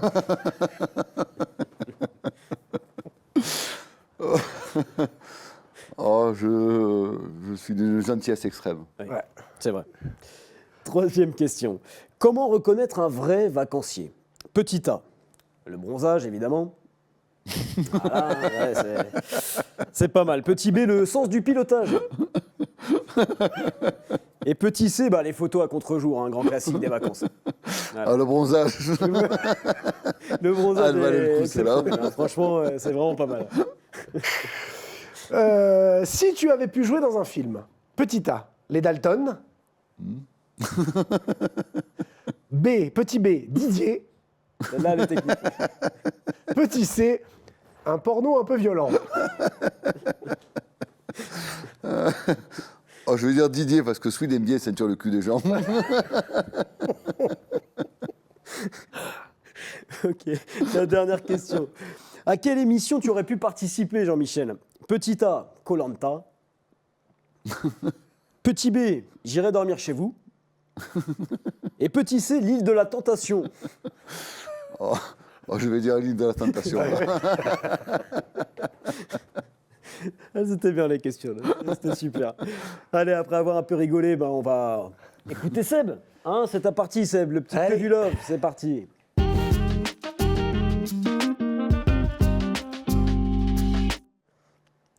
Le Que du Love, cette semaine, un retour sur un très très bel événement, de très très bonne qualité, avec de très très bons combattants. Ah oui. C'était la 63e édition du 100% Fight, donc le FAIR, le French Elite Ranking. Tournoi moins 61, moins 66 kilos. Ça faisait très longtemps que je n'avais pas vu autant de qualité dans un gala et notamment dans un tournoi. Les 2 catégories représentaient, effectivement, ça s'y prêtait, parce que les petites catégories, ça fera peur, c'est rapide, ça va vite. Mais la qualité des combattants était incroyable. Les 2 tournois ont été vraiment indécis et nous ont tenus en haleine. Il y avait une très bonne ambiance à Aubervilliers. Et puis, encore une fois, on a découvert des petits jeunes incroyables. Et notamment, le petit de chez toi, mon Jean-Mi. Lorenzo. Lorenzo Navarro. Et donc, voilà, on renoue, parce que je dis bien on renoue, avec les tournois qu'il y avait avant, où tu fais 2-3 combats dans la soirée. Tu ne choisis pas qui tu vas affronter, de toute façon, tu n'as pas le choix. Donc, tu vas te confronter au meilleur, plus tu avances dans le tournoi, hein, bien évidemment.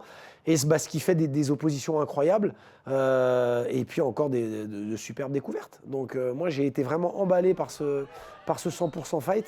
Et puis, il va y avoir d'autres éditions dans d'autres catégories, mais je crois que ces catégories ont vraiment été assez c'est comment dire, comment l'expliquer? C'est un peu comme en boxe taille, on a des catégories où tu sais que ça va Ouais, ouais. percuter. Et là, les 61-66, vraiment, ça a envoyé. C'était vraiment très propre. Et encore une fois, bah, voilà, on découvre. Et le petit Lorenzo, pour la petite anecdote, moi, on se voit au 100% Fight et Jean-Mi, à chaque fois qu'on se voit quelque part, il me disait. Tu vas voir. Je te dis rien, tu vas voir. Comme il sait que moi, c'est le striking. Et Lorenzo, bah, vient du pied-point. Quand il m'a présenté Wilson, il m'avait dit, tu vas voir, c'est un striker. Et à chaque fois, ça a été comme ça. Et donc, c'était une très belle découverte, au-delà de tous les autres combattants. Voilà, donc c'est mon que du love de cette semaine, cette 63e édition du 100% organisée par Papy Hatch. Moi, j'ai été bluffé. J'ai été bluffé, je l'ai commenté, cette édition, c'est pas la première, mais déjà, il y a des combattants que je connaissais, que j'avais déjà commenté il y a quelques temps. La progression en quelques mois, c'est hallucinant. Et les finalistes, là, que ce soit en moins de 66, Wassim Chen et Bilal Lamkanat, et en moins de 61, ton combattant Lorenzo Navarro et Elias Beloussa, le vainqueur, on voit les images de la finale. Le niveau est exceptionnel, franchement, pour des amateurs. Ouais, c'est ça, une maturité, une intelligence de combat. Enfin, Ces quatre-là, franchement dingue. ces 4 finalistes, tu les mets contre des professionnels qui ont déjà 3 ans de... Il n'y a pas match. Hein. Ah non, mais Pas match. Vraiment, sans Non, y a pas en match. rajouter. Y Il a pas n'y a pas match, match. Le niveau, il est incroyable. Il est incroyable. Ouais, le niveau, et puis tu as bien fait de le souligner, l'ambiance dans cet embarcadère là d'Aubervilliers, c'est quelque chose aussi. Ouais, ça s'y a prête. vraiment créé un Et truc. puis, les gars, les finalistes ont fait 2 combats avant. C'est ça. Oui, totalement. C'est que tu arrives, tu as déjà combattu, tu es amateur, tu as déjà combattu. À l'heure où tu as des professionnels qui disent ah bah non, ça fait 2 minutes 30 que je te connais, t'es mon frérot, on a fait un truc de grappling ensemble, on se combat pas. Là, tu viens d'enchaîner, tu es amateur, tu viens d'enchaîner 2, tu as une finale à faire. 3 combats dans la soirée chez les amateurs. Bien sûr. L'intensité des 2 finales après C'est avoir ça. fait les Ah, c'est combats. clair. Non, puis ce qui est génial, et on en parlait aussi avec toi, Jean-Michel, avant que l'émission commence, c'est que ça se perd un petit peu, même en amateur, où les combattants choisissent maintenant. Disent, Complètement. non, moi je veux pas lui parce que truc. Pense déjà à leur bilan, Complètement. au vert, au rouge. Exactement. Là, tu es sur un tournoi, tu choisis pas. C'est on te met lui, tu passes, tu es en demi contre un tel qui a gagné son quart de finale, après. Enfin, c'est. Voilà, et ça, c'est ce qu'on aime. C'est ce qu'on aime, surtout en amateur où il n'y a pas de calcul. Il faut bouffer du temps de cage, en fait. Merci de le rappeler, mon Lucien, parce que c'est vrai que ce sont des amateurs, ce sont des combats amateurs. Tu construis ta carrière. Donc, perdre ou gagner, et voilà, ça fait partie du sport. Donc, c'est pas grave. Ton rouge, ton vert, comme tu le dis, on s'en fout pour le moment. Là, ils ont proposé un spectacle incroyable. Et quand bien même les 2 finalistes malheureux ont perdu forcément parce que ce sont les finalistes malheureux. On les retrouvera en pro, d'abord encore en amateur, ils vont encore faire quelques combats, et on les retrouvera en professionnel sur une fiche vierge, et c'est une nouvelle carrière qui débute. Ouais. Moi, ce que j'ai bien apprécié, c'est que les 2 finales qui étaient de très haut niveau sont allées à la décision. C'est-à-dire que les 4 sont bons, et ça s'est joué sur des notations de juges. Oui, c'est ça. Voilà, donc qui l'expérience, qui l'opportunisme, mais il n'y a pas eu de chaos en disant, bon, voilà, c'est-à-dire que les 4 sont forts. Les 4 sont forts. Et niveau, ça, quand une finale va à la décision et que c'est comme ça, le spectacle, c'est magnifique. Ah non, c'est clair. Parle-nous un peu plus en détail de ton petit protégé, là, Lorenzo Navarro. Donc, c'était ses premiers combats de MMA. Moi, il m'a bluffé. Michael Lebou, qui a commenté avec moi, pareil. Il me dit, attends, il sort d'où, lui Alors, évidemment, expérience en pied-point, mais parle-moi un peu de lui, de son développement, jusqu'où tu le vois aller. Alors, expérience en pied-point, donc il vient de chez Jérémy Payan, le club que tout le monde connaît, où il y a Wilson, Elias qui est Owan, qui casse tout, donc lui. Et donc, il a voulu faire sa transition vers le MMA. Donc, Wilson lui a dit, il faut que tu viennes chez nous, quoi. Donc, il est venu, et comme tout sportif qui se respecte, c'est une éponge, il apprend. Il est perfectionniste, voilà, il lâche pas l'histoire, quoi. Et puis, il veut gagner. Il a la mentalité que j'aime, que nous avons, donc ça va aller, je pense, ça va aller très très loin. Et il veut plus revenir vers le pied-point maintenant. Non. Toujours bon, je crois qu'il va faire une pige ou 2, mais je veux dire, après, tu sais, après, c'est au niveau tarifaire. Ah bah oui. Tu as peut-être plus de chances de gagner un peu d'argent en MMA plutôt qu'en pied-point, tu vois. Donc, sûr. Alors, il continue à faire du son pied-point, il n'y a pas de souci, mais alors, par contre, chose à signaler, et que les jeunes en prennent de la graine, ce mec est 12 champion d'Europe, vainqueur de la Coupe du Monde en Thaïlande, membre de l'équipe de France. Il ne refuse personne et il combat en amateur. Ouais, Ils ne construisent pas de carrière. Ouais, c'est ça. Il a dit, je veux prendre les meilleurs pour montrer que je suis le Bien meilleur. sûr, bien sûr. Donc, les petits, derrière, écoutez ce que disent ces gens-là. Le mec, il est allé au Lumpini se taper pour ce meilleur du monde. Ouais. Il revient, il dit, moi, je prends. Et la KT, c'est 57, normalement. Oui, en plus. Il fait le tournoi à 61 parce qu'il n'y a personne qui le voit à Parce qu'il y a 57. personne, Tout le monde le refuse. Donc, on dit, on va leur prendre 61. Ouais. Arrivé, on s'est pesé. Bien sûr. C'était le plus léger de tous. Ça ne fait pas la différence. Hein. Mais pour dire que quand on veut combattre, on veut battre les meilleurs. Moi, j'ai aimé cette attitude dans tous les combattants là, dans ce tournoi, les moins de 61, Complètement. les moins de 66. J'aurais posé des petites questions avant l'événement pour préparer ton avis sur ton premier adversaire, tes objectifs pour la suite. Tous m'ont répondu. Mon adversaire, je m'en fous, peu importe. Moi. Je veux gagner. Objectifs, la suite, c'est je veux gagner. Les objectifs de suite, c'est je veux prendre les meilleurs. Tous m'ont répondu ça. Ah, ça, c'est- L'intégralité des combattants. Et ça, c'est la mentalité qu'il faut adopter. Mais bien sûr, Exactement. ça fait plaisir. Ça fait plaisir parce que déjà d'une, avec cette mentalité, tu auras des opportunités de combat. Tu vas pouvoir gravir les échelons. À te brider en choisissant tes adversaires, il y a un moment, ça bloquera, tu combattras jamais. Et puis tu. Puis Seb, on le sait, je veux dire, quand tu prends des poseurs de placo, que tu les terrorises, je veux dire, quelle est ta marge de progression? Tu n'en as C'est ça. pas. Et le jour où tu vas te confronter à un réel problème, tu fais quoi? Ben là, voilà. Là, tu fais des vraies guerres, tu te bats, tu vas progresser sur certains points, tu vas adapter, et tu vas te dire, je suis un vrai combattant. Mais c'est ça. Et les organisateurs vont voir du spectacle, c'est ce qu'on veut maintenant, on veut du spectacle. Mais oui. On veut pas des mecs qui calculent, qui rentrent pour pas perdre, ils rentrent plus pour gagner les mecs. Ah, mais bien Ils sûr. rentrent pour pas perdre. Mais il y a des combats. Moi, je moi, veux pas perdre. En Tu veux toute pas gagner, honnêteté, peut-être je ne les suis plus parce que l'issue, tu la connais. Voilà. Oui, bah C'est- oui, c'est- donc, oui, quel bien sûr. intérêt de regarder un événement où, ok, ça, bon, aucun intérêt. bien sûr. Là, tu proposes un événement, un tournoi, vous n'avez pas le choix, les mecs. Ah, là, tu dis, allez, comment ça va se passer, qui va gagner? Complètement. C'est indécis, c'est génial. C'est génial. Et c'est l'essence de notre sport. Et puis tu l'as dit, un vrai tournoi, parce que Oui. Hexagone qui a essayé de mettre ça en place avec le tournoi à 100 000, désolé, c'est pas un tournoi en fait. Non. Enfin, c'est bien hein, d'avoir essayé de Scrutin. mettre cette idée en place, mais t'as un combat et puis 2 mois après, t'as la demi-finale et puis, enfin, bon. C'est dommage parce que les oppositions du premier étaient bonnes, hein, les premiers. Tu vois, c'était. Mais Ouais. pourquoi vous le faites pas dans la soirée? Alors moi je pense qu'ils le font peut-être pas dans la soirée parce qu'ils sont peut-être un peu frileux en se disant s'il y a un mec qui se claque un truc, Mais on ça- va pas avoir l'enchaînement, ça Mais va ça casser arrivera. le truc. Le K1 à mais tu vois, l'époque, je pense c'était des du poids tournoi. lourds. Bien sûr, mais il y a Ça fait peut-être pas- un peu de la part des organisateurs qui pensent aussi business, truc et tout. Tu prends un Il y a champ, peut-être tu une part de prends, réflexion là-dessus. tu prends le mec qui est là, ok, tu viens, ça se trouve tu combattras pas, mais s'il y en a un qui se blesse, c'est toi qui rentres. Ça se faisait à la grande époque du pied-point, dans le tournoi des poids lourds. Alors, le problème, Ah, Seb, tu aussi, faisais c'est trop- tu qu'au faisais niveau 2-3 fédéral, tu combats. ne peux pas enchaîner. Ouais, il y a ça, oui. Plusieurs combats. Ouais. Voilà. Il y Par a contre, toutes moi, ces règles. ce que j'ai pas trouvé logique, c'est que les 2 demi-finales, les 2 quarts de finale, ne soient pas la même soirée. Oui, voilà. Alors, Ouais. j'ai peut-être une explication. Julien Perronnet, que je remercie, mon chef d'édition, m'a transmis cette info là, et je pense qu'il a raison. Si tu fais 2 demi-finales sur 2 soirées différentes, ça fait aussi plus de recettes. Ah oui, Hein, voilà, billetterie, truc, Oui. et ainsi de suite. le côté pécunier. Voilà. Non, mais bien sûr, maintenant, faut aussi aller dans le sens des Oui, organisateurs. bien sûr. Ils sont là pour gagner du pognon. Complètement. Ah, ça, ils sont pas là. Mais c'est, je reste un tournoi comme ça. C'est Ouais.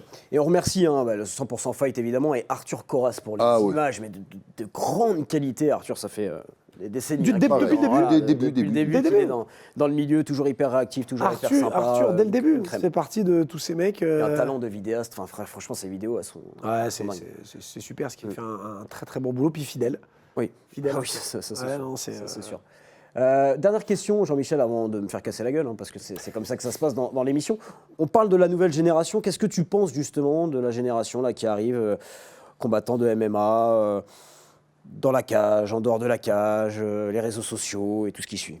Alors, on va commencer par le bon côté de la chose, c'est que la nouvelle génération, c'est l'avenir, et je pense qu'il y aura des vrais champions UFC dans la nouvelle génération. J'ai une certitude, parce que les minots, maintenant, commencent en faisant du MMA, et ils sont très, très, très forts, pour preuve le faire. Oui. On voit la finale du petit qui a battu Lorenzo, il a 17 ans. Elias Beloussa, Ouais, c'est... Voilà, à 17 ans, on ne savait pas faire une roulade avant, nous. Non, mais c'est c'est clair. Là, tu te dis waouh. Donc, je pense que, et j'en suis même persuadé, que dans cette génération là, des 16, 17, 18 ans, là, et ceux qui arrivent derrière, c'est pareil. Parce que, comme j'expliquais tout à l'heure, hein, il suffit qu'il y en ait un et tout le monde, ça tire tout le monde vers le haut, Oui. tout simplement. Après, le niveau amateur est très très haut, voilà, pour les vrais compétiteurs. Et après, pour les Instagrammeurs combattants, là j'ai du mal. Là j'ai du mal parce qu'on se sert de ce sport pour se mettre à l'amant et faire de... J'arrive pas trop, ça. Alors, t'entends quoi par un Instagrammeur combattant? Tu as des mecs qui n'ont absolument pas le niveau, D'accord. pour moi, sportivement parlant, qu'on préfabrique, qu'on met en avant, qu'on fait briller, à la place, au détriment de réelles personnes qui ont vraiment du talent et qui, eux, n'ont pas cette hype, parce que c'est le mot à la mode maintenant, qui n'ont pas cette hype, on les fait briller, ils leur prennent la place à l'instant T, et le jour où on n'en a plus besoin, on va les dégager parce qu'ils n'ont pas du tout le niveau. Voilà. Après, il y en a quelques-uns qui l'auront, mais ça va se compter sur le doigt d'une main. Et ça me dérange un petit peu de tous ces produits préfabriqués. Alors, ça me dérange, et d'un autre côté, je ne suis pas stupide, si on le fait, c'est qu'il y a de la demande. C'est comme Ça, il y a de la le demande, combat Floyd Mayweather, Conor McGregor, il y a une demande énormissime. Ouais. Normalement, on doit mettre un Cubain énervé face à Floyd Mayweather. sûr. Pourquoi on met Conor McGregor? Parce que ça rapporte et ça draine des milliards. Jack Paul contre Tyson, Tyson, contre... j'ai même pas allumé la télé. Oui, contre Joshua également. Hein, Joshua. bien sûr. Mais Tyson surtout, 60 ans, Oui, non, oui. légende vivante de la boxe, le voir cul nu, parce qu'il y a une demande, et les gens sont friands de ça, malheureusement, et c'est ce qui me fait peine, c'est que les gens sont friands de ce genre de conneries. Et voilà. Donc, moi, je regarde que le côté sportif, j'ai vraiment une foi énorme pour les petits jeunes français qui vont arriver. Je pense que dans 5-6 ans, on va dominer vraiment, vraiment, on va vraiment dominer, au moins l'Europe, et au niveau mondial, on aura vraiment de belles ceintures.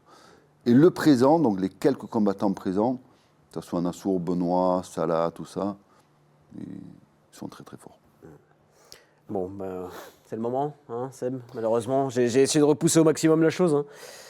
Mais bon, il faut bien que ça arrive un jour. Eh oui. Allez, je vais faire face à Jean-Michel Fouassard. Je vais pas être cul nu, hein, comme Mike Tyson, quand même. Je vais un petit peu me tenir dans cette émission, mais c'est parti pour la bagarre.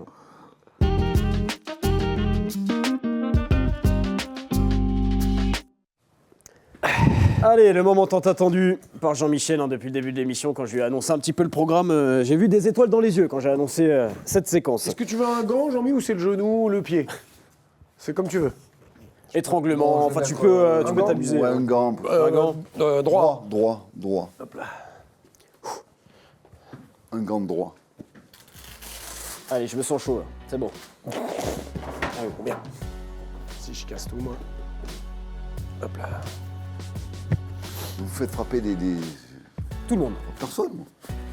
Oui, je sais que t'es un gentil, mais bon, c'est Oui, l'histoire de... mais Voilà. C'est...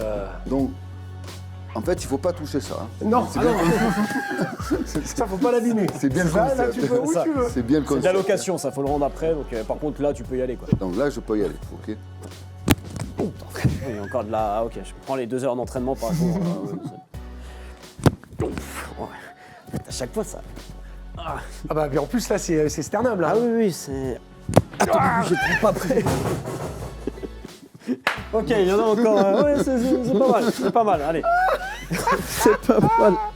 Oh la vache. J'étais pas prêt, je contractais pas aussi. Voilà. Écoute. Ah, qu'est-ce que j'aime cette séquence. Ah oui. Qu'est-ce que je l'aime. Ça, ce que j'aime bien, c'est qu'on a 1h25 de discussion avant, mais les gens ils disent « Ah, c'est l'émission où tu te fais casser la gueule, là, c'est ça ?» Ouais, c'est ça, ouais. C'est ça. Jean-Michel, merci beaucoup, tout simplement. Merci à vous. Vraiment, on s'est régalé. On s'est régalé avec toi. T'es le bienvenu quand tu veux encore dans ce canapé. Vous êtes au top. Ouais, non, c'est un... Tu vois, dans le milieu, on a des amis. On a des potes qu'on voit souvent et tout. Et puis, tu as des gens avec, même si on se voit pas souvent, on se voit dans les galas, mais Paris, Marseille, c'est loin. Oui, complètement. Mais voilà, Jean-Mi a une affection particulière parce qu'on a commencé tout au début, on allait en Allemagne, on allait... Ouais. Moi, j'ai dormi chez Jean-Mi, hein, il m'a accueilli chez lui. Jean-Mi, quand j'ai expliqué son gala, je connais les enfants, je connais Sophie, et ça fait partie des gens où, putain, c'est des vrais gens, ça fait du bien, et voilà, j'ai eu de l'émotion à le dire, mais c'est ce genre de mecs qui ont les mêmes couilles qu'avait Jean-Marie Merchet. Et ça, moi, ça me touche parce que c'est des gens sur qui tu peux compter. Tu sais que demain, j'ai une merde, Jean-Mi, j'ai une merde, et voilà. Et ça me Ça me fait des choses, on a vécu des trucs, on a fait des galas ensemble. Jean-Mi est parti pour des raisons. J'ai même pas cherché à comprendre. Jean-Mi, il n'est plus là, je viens plus. Ouais. Et j'ai dit à Jean-Mi, voilà. Parce que voilà, c'est ici. Et c'est ça qui me. Tu vois, j'en ai des frissons quand j'en parle parce que ça me. C'était un vrai bon moment. Franchement, je ne connaissais pas Jean-Michel et j'ai adoré. Ça me touche aussi qu'il me compare à Jean-Marie parce que les jeunes ne l'ont pas connu, mais le monsieur du MMA français, c'est quand même, il ne faut quand même pas l'oublier. Ouais. C'est quand même lui qui a formé tout le monde, quoi. Voilà, un bonhomme, et c'est vrai qu'il y en a de moins en moins des bonhommes. Ouais. Merci beaucoup, Jean-Michel. Vraiment, sincèrement. C'était au top, un super moment avec toi. Merci Seb. Un dernier petit mot, je tiens à dire que tu es le meilleur des Jean-Michel, j'en connais quelques-uns. C'était Jean-Michel Jarre, Jean-Michel Aulas, Jean-Michel Trogneux. Et franchement, tu es le meilleur. Jean-Michel Jarre. Tu es le meilleur. Donc ne change pas. Voilà.